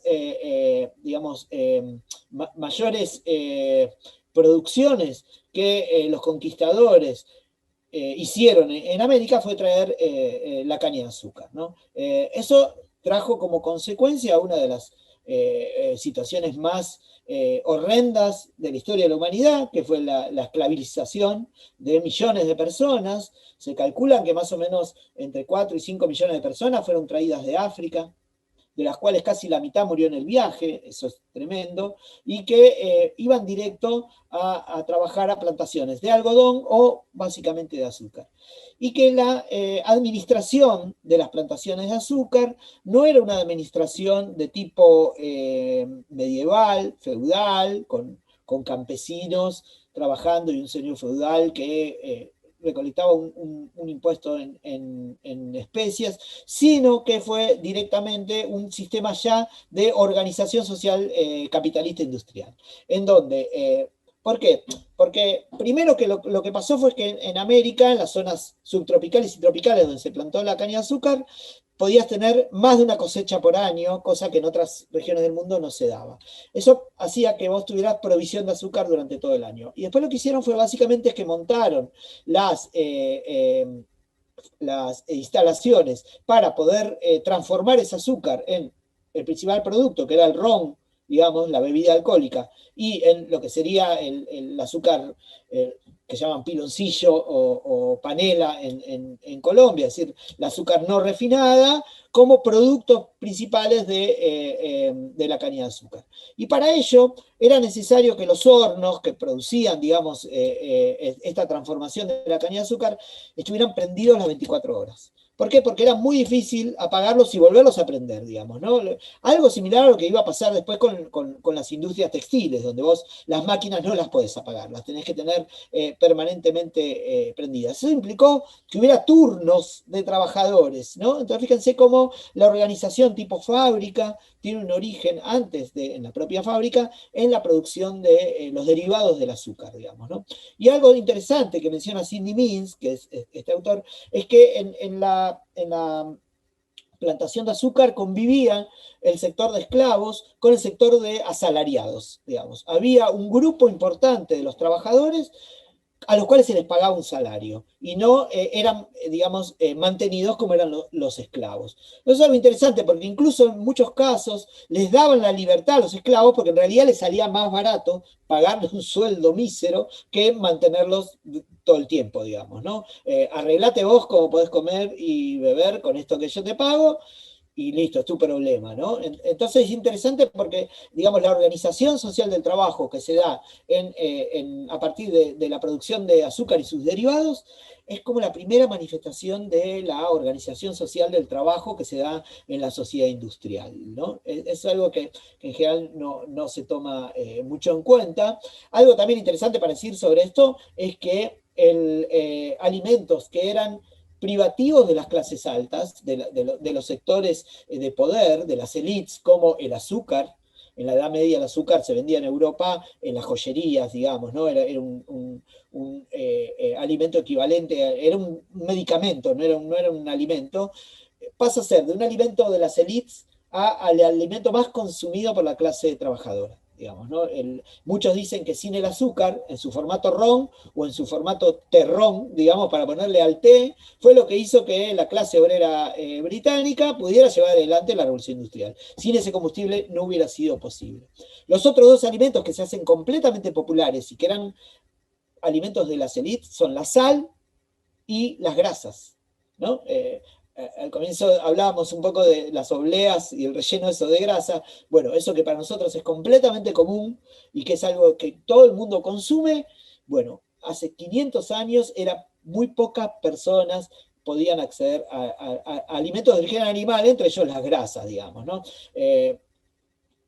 Hay un libro muy lindo de un autor español del siglo XVI, del siglo de oro, que se llama Quevedo, Francisco de Quevedo, que tiene un libro muy lindo que se llama La vida del buscón, que es un niño que, nada, es un busca, diríamos en porteño, que bueno, tiene una serie de vicisitudes y en realidad todo lo que le sucede es alrededor de la comida. Como muchos de los libros escritos en el siglo XVI, todo tiene que ver con la comida, ¿no? Y en un momento a él lo mandan a una escuela porque él está como ayudante de un noble, de un niño noble que lo manda a una escuela, él también lo manda a una escuela, y cuenta del licenciado Cabra, que es como el rector de esa escuela, que está haciendo una sopa y tiene la olla con el agua y 2 o 3 verduras, y entonces agarra un pedazo de carne y no es que lo pone en la olla, se lo muestra en la olla. Esa es toda la carne que van a comer, digamos, ¿no?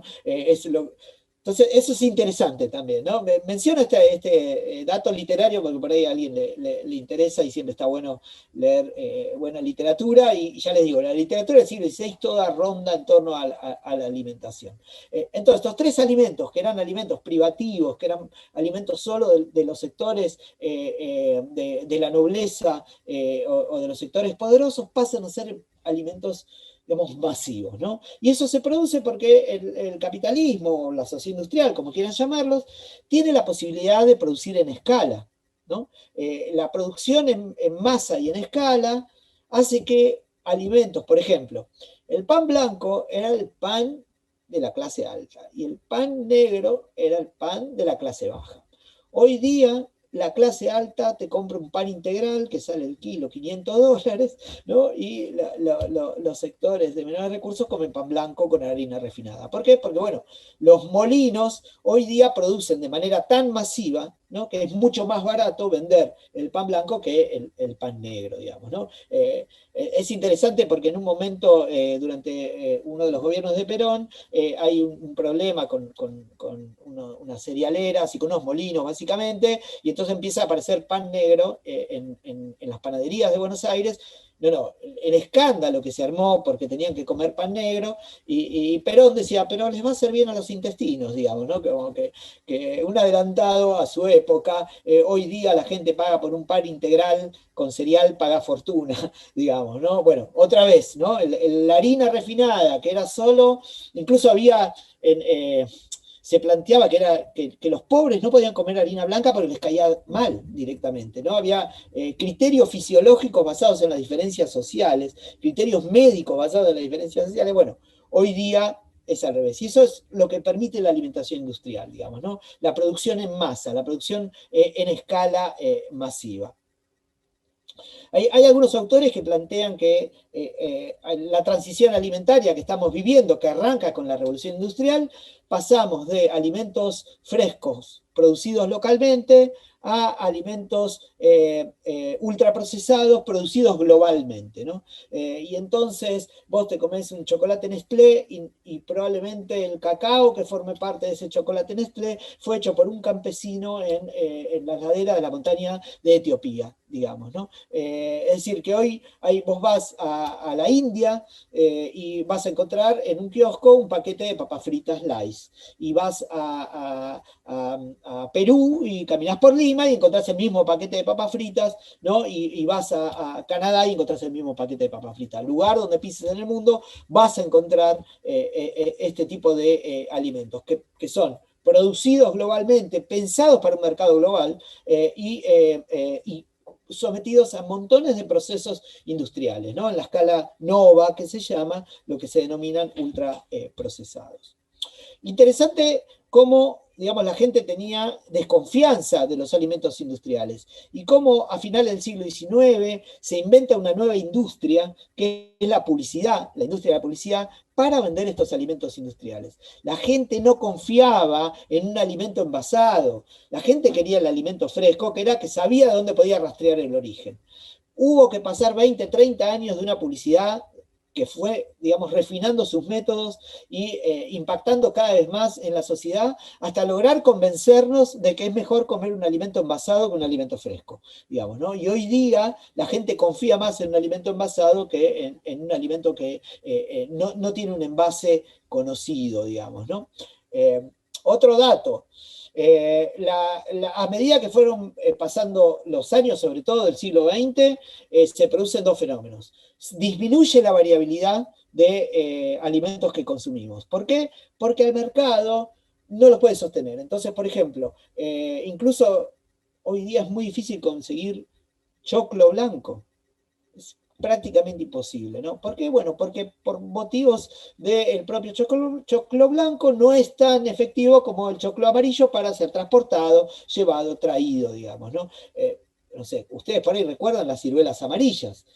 Andar a conseguir ciruelas amarillas hoy día es muy difícil. ¿Por qué? Porque al mercado no le conviene. Hay un trabajo hecho en Estados Unidos, pero que creo que se aplica acá tranquilamente, de cómo disminuyó la variabilidad de tipos de manzanas que se consumían en Estados Unidos en la década del 40 a las que se consumían en la década del 80. O del tipo de maíces, por ejemplo, diferentes que se consumían y cómo van reduciéndose por una cuestión de que al mercado no le conviene, digamos, directamente. Entonces, si no le conviene, no lo va a usar. Entonces hay una reducción, por un lado, de la diversidad alimentaria, muy marcada en la industria alimentaria, y por otro lado, lo que tenemos es que aproximadamente 10 empresas controlan el 70% del consumo alimentario. Y eso también es un dato que no es menor, me parece, y que impacta muchísimo, ¿no? De hecho, los que peinamos algunas canas, hemos visto cómo marcas locales iban siendo, sobre todo en la década del 90, fue uno de los periodos de mayor concentración de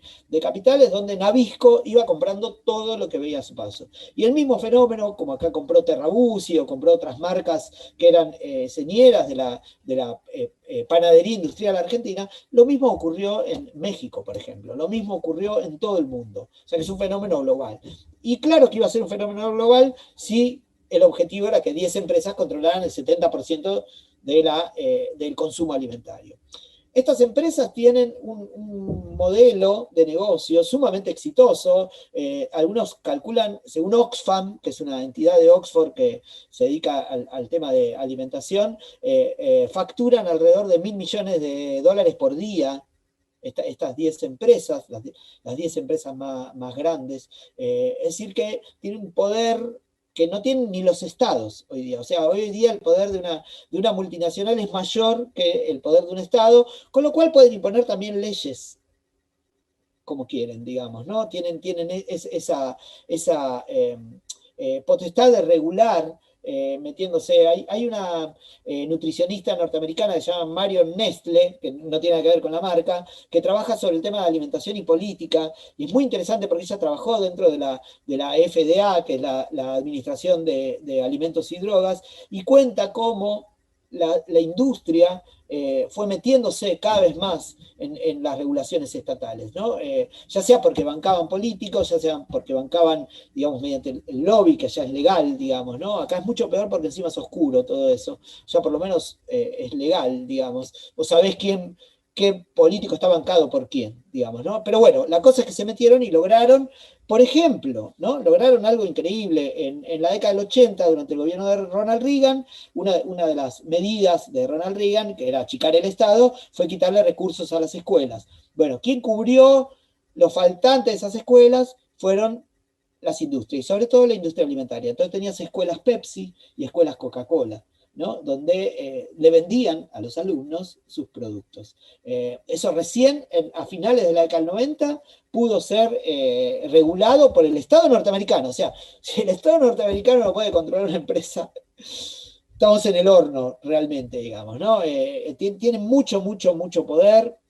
Bueno, ahora lo estamos viendo un poco con el tema del etiquetado. Lo vimos cuando se quiso poner acá el impuesto a las bebidas azucaradas, que no prosperó, digamos. Es decir, tienen realmente un poder mayor que el de los propios estados, digamos, ¿no? Lo que les decía del modelo, lo que hacen estas empresas es, digo, acá no estoy hablando tampoco ni de buenos ni de malos, me parece que el sistema se comporta de esa manera, ¿no? No se trata de catalogar de buenos o malos, sino de ver cómo funciona el sistema y cómo podríamos hacer en todo caso para modificarlo. Lo que hacen es, le compran barato al productor y le venden caro al consumidor. Es decir, controlan los dos lados del mostrador. Se calcula más o menos que el 70% de los alimentos producidos en el mundo están producidos dentro de lo que se denomina la agricultura familiar. Estos son pequeños emprendimientos, digamos. Acá en la Argentina no lo vemos tanto por la cuestión de la pampa húmeda, que bueno, nos trastoca un poco todo lo que entendemos sobre alimentos, pero en el resto del mundo la mayor parte de los productores alimentarios son pequeños emprendimientos familiares. Muchos de ellos, incluso algunos campesinos, es decir, que ni siquiera tienen su producción orientada al mercado, sino más bien a la subsistencia y se lo venden el excedente. Pero otros, incluso más tipo farmers, o sea, más tipo gente que produce para el mercado, claro, ¿a quién le vas a vender la producción? Se la tenés que vender a Nestlé. Si vos producís café o producís cacao, no vas a tener otra que comprar. Entonces el precio te lo pone la multinacional, te paga lo mínimo indispensable. Esa multinacional después se da vuelta en el mostrador y le vende al consumidor. Le vende lo más caro que pueda al consumidor y le paga lo mínimo posible al productor, digamos, ¿no? Es lo que se llama modelo reloj de arena, ¿no? Porque tiene como un cuello de botella, que es donde las multinacionales hacen su gran ganancia. Hay un libro muy interesante de un autor de la India, que se llama Raj Patel, que se llama Obesos y Famélicos. El libro es muy, muy interesante y donde comenta, digamos, justamente, él es economista, comenta justamente este modelo reloj de arena de la industria alimentaria.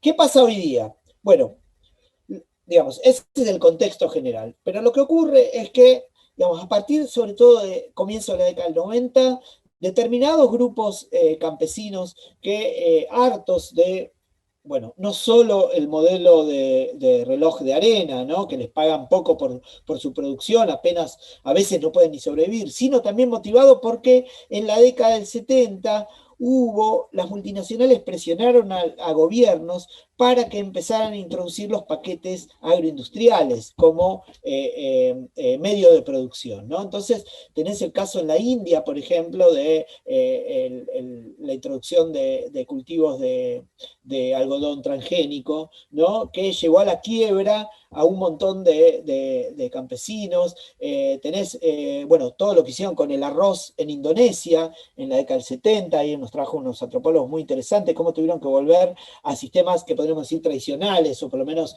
si no les gusta la palabra tradicional, a sistemas locales de producción de arroz, porque los sistemas agroindustriales que el FMI y el gobierno y las multinacionales los obligaron a adoptar, porque aparte los obligaron a adoptar tomando deuda. El campesino tenía que endeudarse para comprar todo ese paquete tecnológico, y como vino una plaga que no estaba prevista por los biotecnólogos y les arruinó la cosecha y los dejó, digamos, endeudados y sin el producto, con lo cual hay toda una vuelta que se da a partir del año 76, 77 en Indonesia de volver a la manera local, tradicional, histórica de producir arroz. Es muy interesante ese caso, digamos, ¿no? La cosa es que, bueno, la suma de esos fenómenos hizo que los campesinos se empezaron a juntar y formaron un grupo que se llama Vía Campesina, que es una especie de, no una especie, es un internacional de campesinos, donde hay campesinos de todo el mundo que participan en esa organización, y que lo más interesante de mi punto de vista, digamos, más antropológico, es que acuñaron un concepto, que es el concepto de soberanía alimentaria.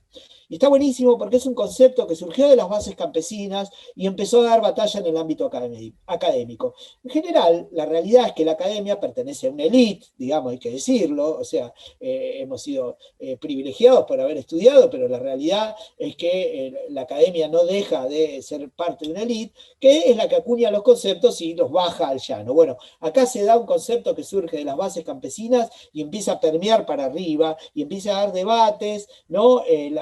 FAO, la Organización para la Alimentación y la Agricultura, de Organización Mundial de las Naciones Unidas, tardó casi como 10 años en aceptar ese concepto de soberanía alimentaria, ¿no? Eso me parece que es bien interesante, y es algo que, digamos, si bien ya tiene 20, 25 años, es algo que cada vez empieza a cobrar más fuerza, digamos, ¿no?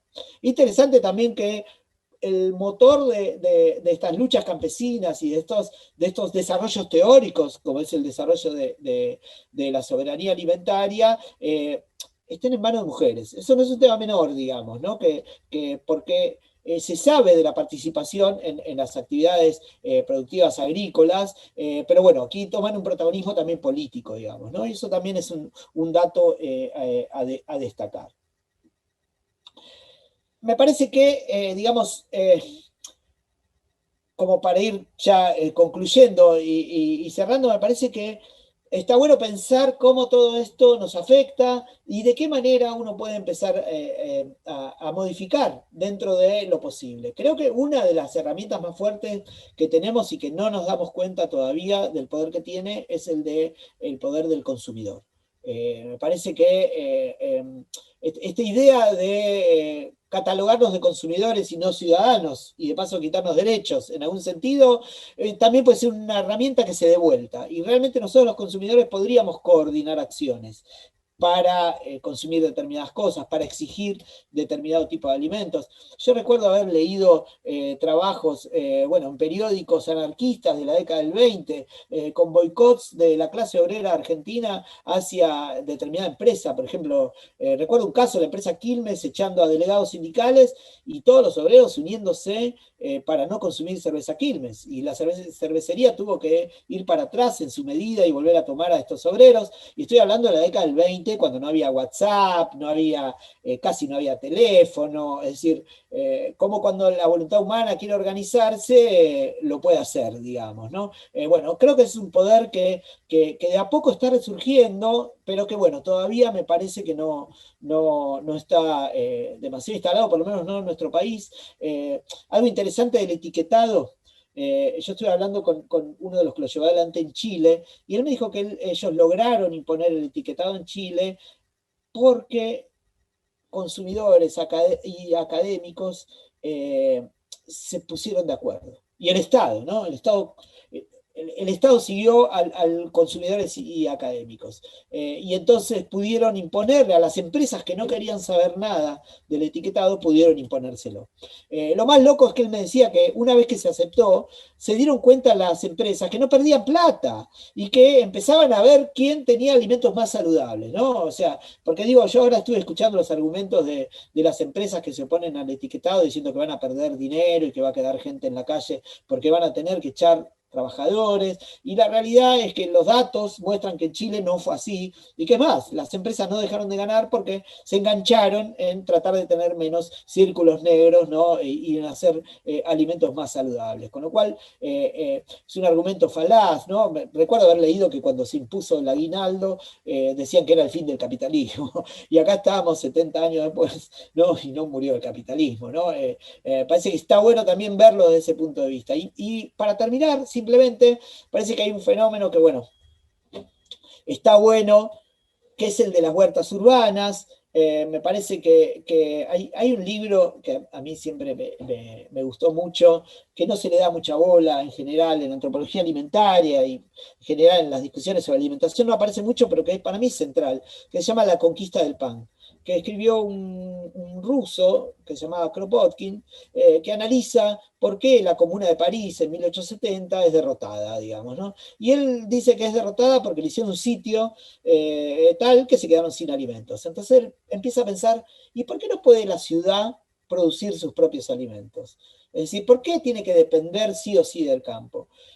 La verdad que no hice cálculos como para saber si una ciudad podría alimentar a toda la población, pero evidentemente podés alimentar una parte de la población, o una parte de esos alimentos pueden venir de estas huertas urbanas. De hecho, si miramos lo que pasó en la Segunda Guerra Mundial, en los Jardines de la Victoria en Londres, donde chau Jardín de la Reina, empezaron a plantar, porque no les quedaba otra, digamos, ¿no? Digo, y hablo de Gran Bretaña, que no es precisamente un país, país más capitalista que Gran Bretaña, no, pocos vamos a encontrar, digamos, ¿no? Entonces, parece esta idea la idea de la huerta urbana, la idea de empezar a producir los propios alimentos, esto genera, por lo menos los casos que hay, que pude estudiar un poco, generan también lazos sociales que son mucho más fuertes, son generadores de identidad. El trabajar en una huerta en tu barrio no solo puede ser que te facilite tener unos ricos pepinitos, o unos ricos tomates, sino que fortalece los lazos de la comunidad, fortalece los vínculos y fundamentalmente es creadora o generadora de identidad, ¿no? La alimentación es uno de los generadores de la identidad más marcados. Bueno, parece que cuando uno pasa al siguiente paso, que es la producción de los alimentos, parece que ahí hay un gran cambio. Y por último, para cerrar, simplemente el tema de que me parece buenísimo lo que hacen de comida callejera, porque la verdad que la comida callejera es toda una institución en el mundo. Buenos Aires nunca se caracterizó por tener mucha comida callejera, digamos, ¿no? Si comparamos con otros países. Generalmente es circunscripta la comida callejera. Ahora el gobierno de la ciudad te mete los food trucks, digamos, ¿no? Pero uno va a México, por ejemplo, y en la Ciudad de México todo el mundo come en la calle. O sea, desde el tipo de la más alta clase social hasta el de la más baja, digamos, ¿no? La comida callejera es una institución. Hay cosas muy interesantes sobre el trabajo. Me parece que está buenísimo que acá empezar un poco a revitalizar, porque la realidad es que cuando uno lee un poco la historia de la Ciudad de Buenos Aires, ve que hasta 1870, 1880, había un montón de comida callejera en la ciudad, digamos, ¿no? Las crónicas nos muestran eso, y bueno, nada, me parece que está buenísimo porque fundamentalmente la comida es generadora de identidad y creadora de lazos sociales. Así que bueno, Diego, nada, sí. Ya que nombrabas el tema de los food trucks, acá sucede algo exactamente al revés, porque el origen de los food trucks en Estados Unidos tenía que ver con la comida para la gente trabajadora. Se paraban en la puerta de una fábrica y le daban de comer a un empleado, al proletariado, si se quiere. Y acá sucede algo, un esnovismo completamente a la inversa. Nunca un gran chef en Estados Unidos tendría un food truck. Y acá parece que es la elite o es algo muy novedoso ir a comer algo muy caro y muy raro a un food truck, cuando el origen, que está relacionado a esto que vos decís, con la comida callejera, tenía otro objetivo: tener comida barata, tener comida accesible y hecha en el momento, con la frescura de algo sano hecho en el momento para un trabajador o para una persona que pasaba por la calle. Y cómo es muy interesante, acá sucede exactamente lo opuesto. Esto es como lo que vos decías de comer harina blanca o comer pan blanco o pan negro, esta cosa de creerse distintos, bueno, porque tenemos un food truck y está el modelo de negocio. A ver, y y tratando de, como bien dijiste vos, de hacer un análisis y de verlo, y no decir si está bien o está mal, pero digo, cómo el origen es completamente distinto, y qué es lo que pasa acá, y cómo tomamos la cuestión del food truck. Es increíble el alimento, cómo permite esos cambios. ¿No? ¿Qué pensás de esto, no? Me parece que el alimento tiene eso, es que vos le podés switchear el símbolo que tiene atrás. Entonces, lo que era comida de pobres la podés transformar en comida para ricos, como el caso del food truck. Lo que era alimentos que eran de los sectores altos hoy son consumidos por la mayoría. Bueno, si miramos un poco la historia ya más de la gastronomía en términos puntuales, luego de la Nouvelle Cuisine de la década del 70, se volvió la alta cocina francesa, volvió la comida regional, que era la comida que hacía la abuela en el medio de la campiña, la campesina francesa que no tenía un mango, y hacía esos guisos. Fueron tomados por los chefs en la década del 80 y los 90 como nuevo símbolo de estatus, ¿no? Entonces, lo que era comida de pobres franceses pintados por Victor Hugo en Los Miserables, pasó a ser en los 90 la comida de alto restaurante, ¿no? Pasó algo similar con la comida peruana, ¿no? La cocina peruana, la cocina popular. Hoy día te arranca la cabeza y querés comer un ceviche, es como comida de élite, ¿no? Resignificada. Nada, está buenísimo que la cocina peruana haya tenido ese auge, a mí me parece genial, digamos, está buenísimo, pero también es cierto que se le cambió el sentido, ¿no? Comidas que eran comidas del pueblo, te las extraigo, las pongo y te las vendo envueltas, y le llamo, como había en un restaurante en la Quebrada Humahuaca, orientado a turistas, era algo así como milanesa de llamas en colchón de finas hierbas. O sea, era una milanesa con una ensalada. Toda una literatura increíble, y la cocina fusión, esto que vos decías, en los 90, parece que la cocina fusión se descubrió en Perú en los 90, como si, bueno, siempre estuvo la fusión, ¿no? Pero la fusión fue cuando... Sí, como si se fusionó solo una vez. También, ¿no? Lo que pasa con la quinoa también, y lo que pasó con la quinoa acá, que solo por ahí lo comían aquellos bolivianos o bolitas, que se decía en ese momento, pasa a ser hoy por hoy un grano muy saludable para toda la población, ¿no? Que eso sí lo sabían nuestros abuelos, pero que hoy al consumidor, esto que hablabas del productor al consumidor, hoy lo conseguimos mucho más caro porque se ha hecho más demandante, ¿no?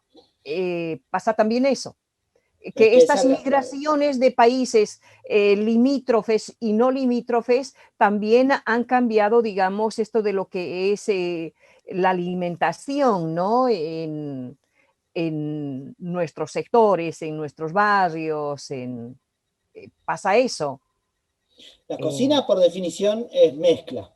Por lo tanto, sí. digamos, si uno quiere decir la cocina peruana, la cocina mexicana, en realidad, si uno rasca la cáscara, va a encontrar que toda cocina es fusión, que todo tiene elementos de un lado y del otro, que todo, porque aparte cada productor de cocina, es decir, cuando vos estás cocinando, le vas a meter cosas que son de tu propio cuño, entonces vas a encontrar hasta diferencias en una línea de una familia. Si yo veo recetas de tu familia, por ahí son recetas diferentes a las que hacía tu vecino, que tiene el mismo bagaje cultural, del mismo lugar, ¿no? Le agregan cosas, se aparecen, cocina es eso, pero porque eso es la cultura. O sea, a ver, cultura es eso, no existen culturas puras, nunca existieron. Lo único que existe es diversidad y creación de identidad, digamos, ¿no?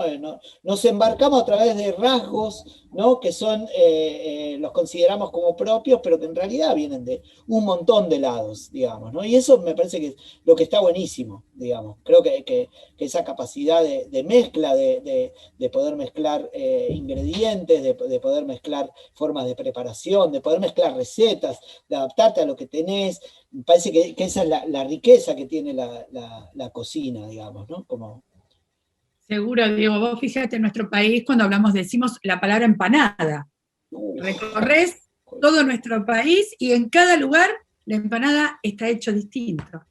Y nos parece, uno dijera, bueno, vengo de Argentina, haceme una empanada de Argentina. Bueno, pero ¿de dónde? ¿De Mendoza? del sur, del norte, con papa, con arvejas, y voy a Jujuy. O sea, es una diversidad impresionante, ¿no? Impresionante. De una sola tipo de comida, como sería una empanada. Bueno, los tamales que los comés desde México hasta Argentina, en toda América Latina existe la comida de los tamales. Lo que pasa es que en cada lugar va a tener características diferentes. A veces se envuelve en plátano, a veces se envuelve en la hoja del choclo, a veces se le pone de relleno maíz, a veces se le pone carne, a veces pero se llaman tamales en todos lados, digamos, ¿no? Eso es bien interesante, bien interesante. Sí, con la empanada sucede algo parecido, digamos, ¿no? Porque aparte de empanadas, digamos, desde una perspectiva uno sabe que hay empanadas en España del siglo XVII, ya aparecen como empanadas con repulgue, digo, pero también tenés, por ejemplo, en Cornwall, enfrente de España, en Gran Bretaña, ya hay, de hecho, si uno las mira, parecen las empanadas criollas, digamos, ¿no? Los pastries que le llaman, son las empanadas grandes con el mismo repulgue, que incluso hasta le ponen papa adentro, ¿no? Con lo cual, obviamente, son posteriores a la conquista de América, y que uno dice, pero la papa en la empanada era santiagueña, no sé, bueno, en otra parte del mundo también le ponen eso, ¿no? O otro tipo de masa envuelta donde adentro hay un relleno, ¿no? Para ser más genéricos, ¿no? Y tenemos pierogis en Polonia, ravioles en Italia, ¿no? Que está bien, no se hacen al horno o fritos, sino que se hierven, pero es más o menos lo mismo, digamos, ¿no? Porque es como que tenemos un rango relativamente acotado, pero dentro de ese rango relativamente acotado la imaginación es infinita y le podés mezclar lo que quieras, digamos, ¿no? Eso es interesante también. Diego, hay varias preguntas en el chat que si te parece te las voy leyendo todas y vos vas, si querés, haciendo síntesis de lo que va surgiendo. Alexis pregunta si conoce, esta es una pregunta antigua de hace un rato ya, si conoces otras prohibiciones o prescripciones de alimentos, como en el caso de los judíos y el cerdo. María José dice, saludos a Diego de las Sierras de Córdoba, quisiera consultarte si consideras que sin comida industrial se podría alimentar a la población mundial y las alternativas de la agroecología, algo de lo que empezaste a mencionar. Luego Claudia dice alimentación revolucionaria y estalló el chat. Viviana Baraldo dice, Diego, también es muy importante la influencia de los afrodescendientes en la cultura alimentaria en América y no se la nombra. Bueno, eso, digamos, es una diversidad, si querés. La primera era sobre prohibiciones. Bueno, prohibiciones estrictas, digamos, planteadas a nivel por decreto tipo religión, como la del consumo, la prohibición del consumo de cerdo entre los pueblos judíos o musulmanes, digamos, porque es de toda la zona, y siempre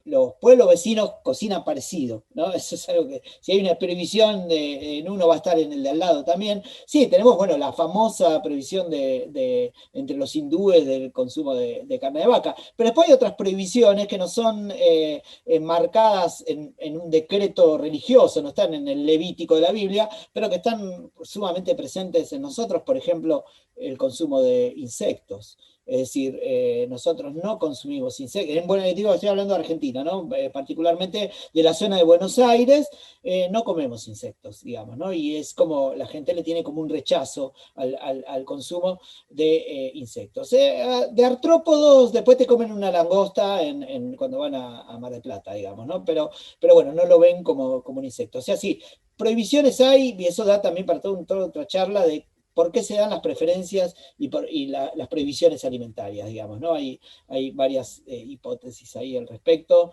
pero bueno, yo para la persona le recomiendo que lea el libro de Marvin Harris, Bueno para Comer, y el libro de Mary Douglas, que se llama Pureza y Peligro.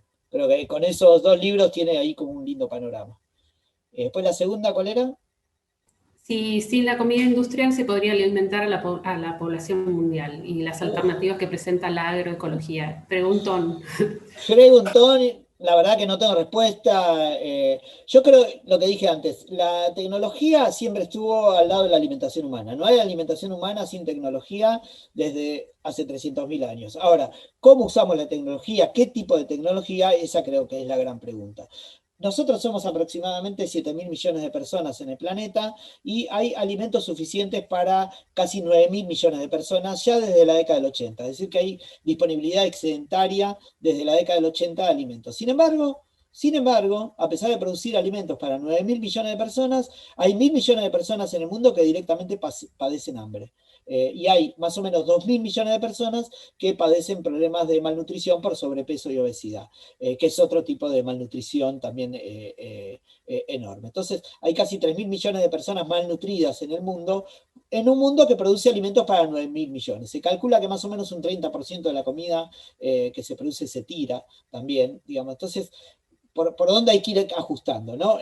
Yo creo que hay que rever el tema de los sistemas productivos sin dejar de lado la tecnología. A veces la tecnología central, y tecnología no es solamente lo que produce un laboratorio, o sea, tecnología es también los sistemas, por ejemplo, de terrazas que se usaron tanto en los Andes, que tienen un montón de ventajas tecnológicas, como mantenimiento de la temperatura, mantenimiento de la humedad, mejor radiación solar. O sea, hay un montón de efectos que tienen ese tipo de tecnologías.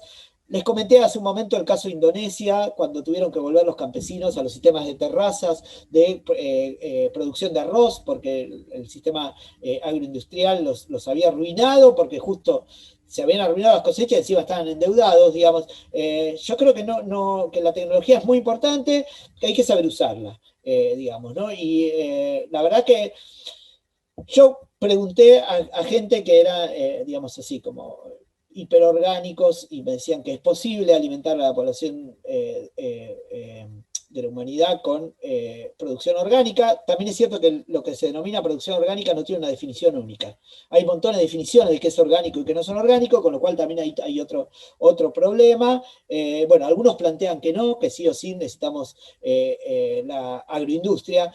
Yo creo que la agroindustria por sí no es mala, depende de cómo se use y qué se use, digamos, ¿no? Me parece que la clave está en cómo se usa, y yo no creo mucho en cuestiones esenciales o intrínsecas, como de malo intrínseco o bueno intrínseco, sino más bien en el uso que se le da a eso, y en el control, y obviamente que algo vamos a tener que resignar, eso también no cabe en dudas, digamos, ¿no? Ampliar la frontera agraria implicó quemar montones de bosques, o sea, eso también lo sabemos. Bueno, ¿cuánto es que estamos dispuestos a sacrificar? El tema no es que lo hagamos o no lo hagamos, sino que seamos conscientes de lo que estamos haciendo y lo que estamos perdiendo. Hasta ahí puedo responder, porque más allá me excede y no tengo respuestas. Y lo último, y si te parece para cerrar con esto, es un comentario acerca de la influencia de los afrodescendientes en la cultura alimentaria en América. Eso es sumamente interesante, porque lo que hablamos al principio de esta infamia del triángulo esclavizador, ¿no? De África traían personas a América, de América se llevaban a Europa el producto ya hecho, digamos, y la ganancia quedaba todo allá. Es interesante porque a partir de esa tragedia se formó la identidad latinoamericana. A ver, uno no podría haber escuchado nunca por el lado artístico, ¿no? Tango, rock and roll, jazz, cumbia, vallenato, decime la música que quieras latinoamericana, está influida por lo afro. En términos alimentarios, ni hablar. Un tema que hubo, diferencia de otro tipo de migraciones, es que a los pueblos africanos los arrancaron de África y los trajeron sin dejarlos siquiera saludar. O sea, los trajeron a la fuerza, con lo cual, en general, no trajeron sus productos y tuvieron que adaptar su alimentación a los productos que había en América.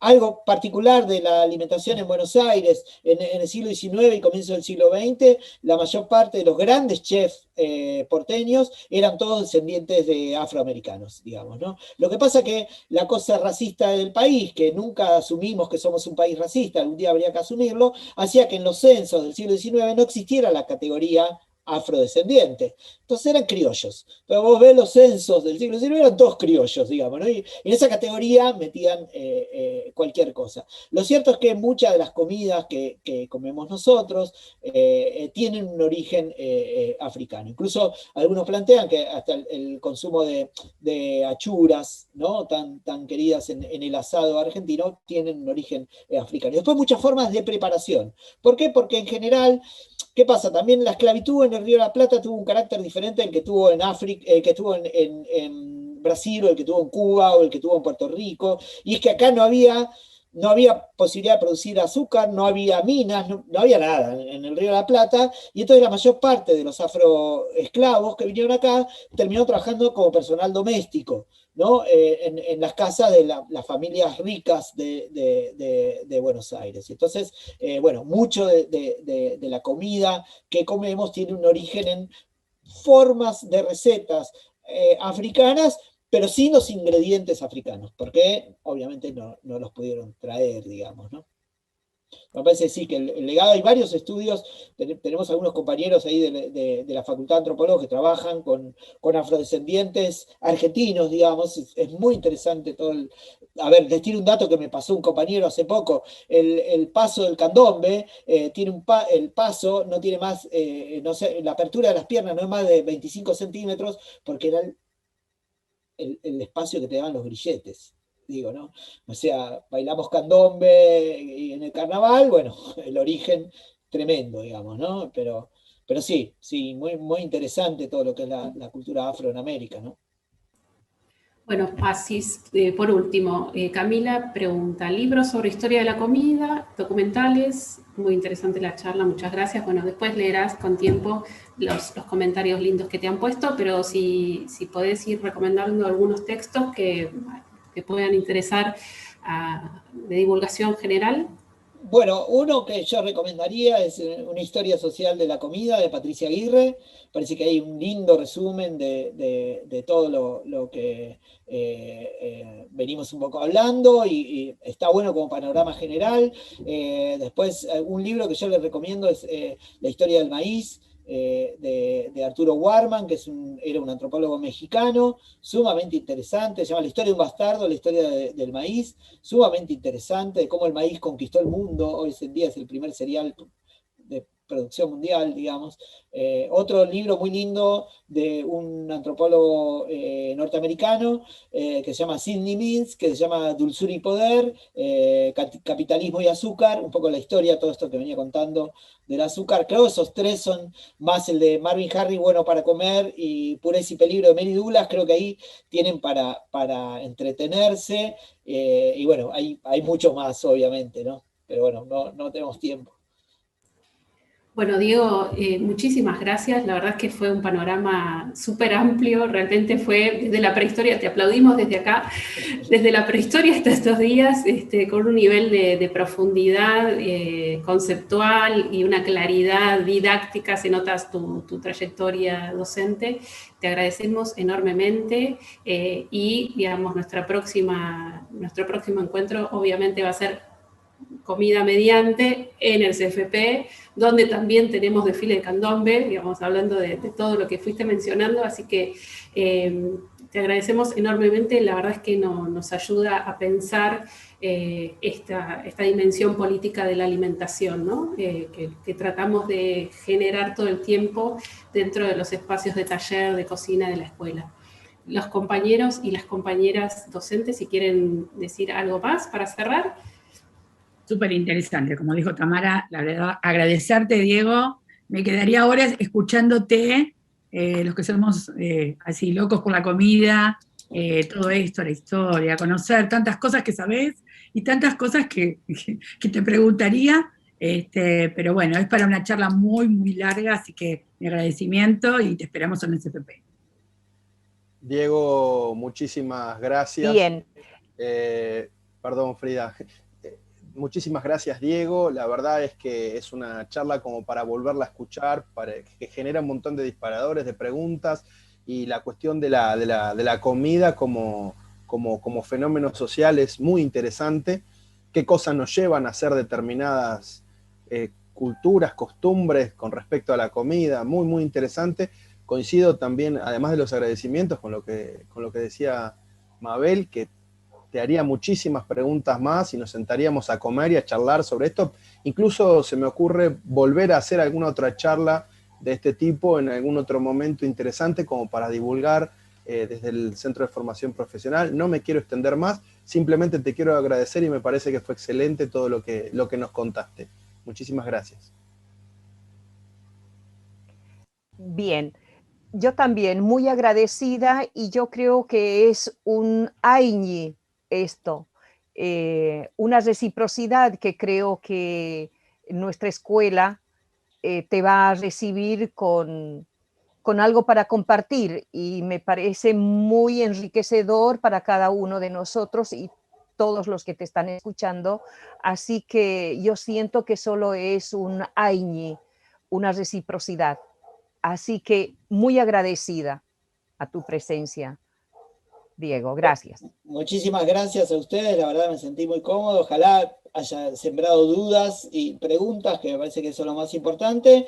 Y bueno, cuenten conmigo para lo que quieran. Y sí, ojalá que pronto la pandemia nos pueda juntar a tomar un vinito y comer algo y seguir hablando. Así que les agradezco enormemente y los felicito, porque la verdad que el laburo que hacen está buenísimo. Así que gracias a ustedes.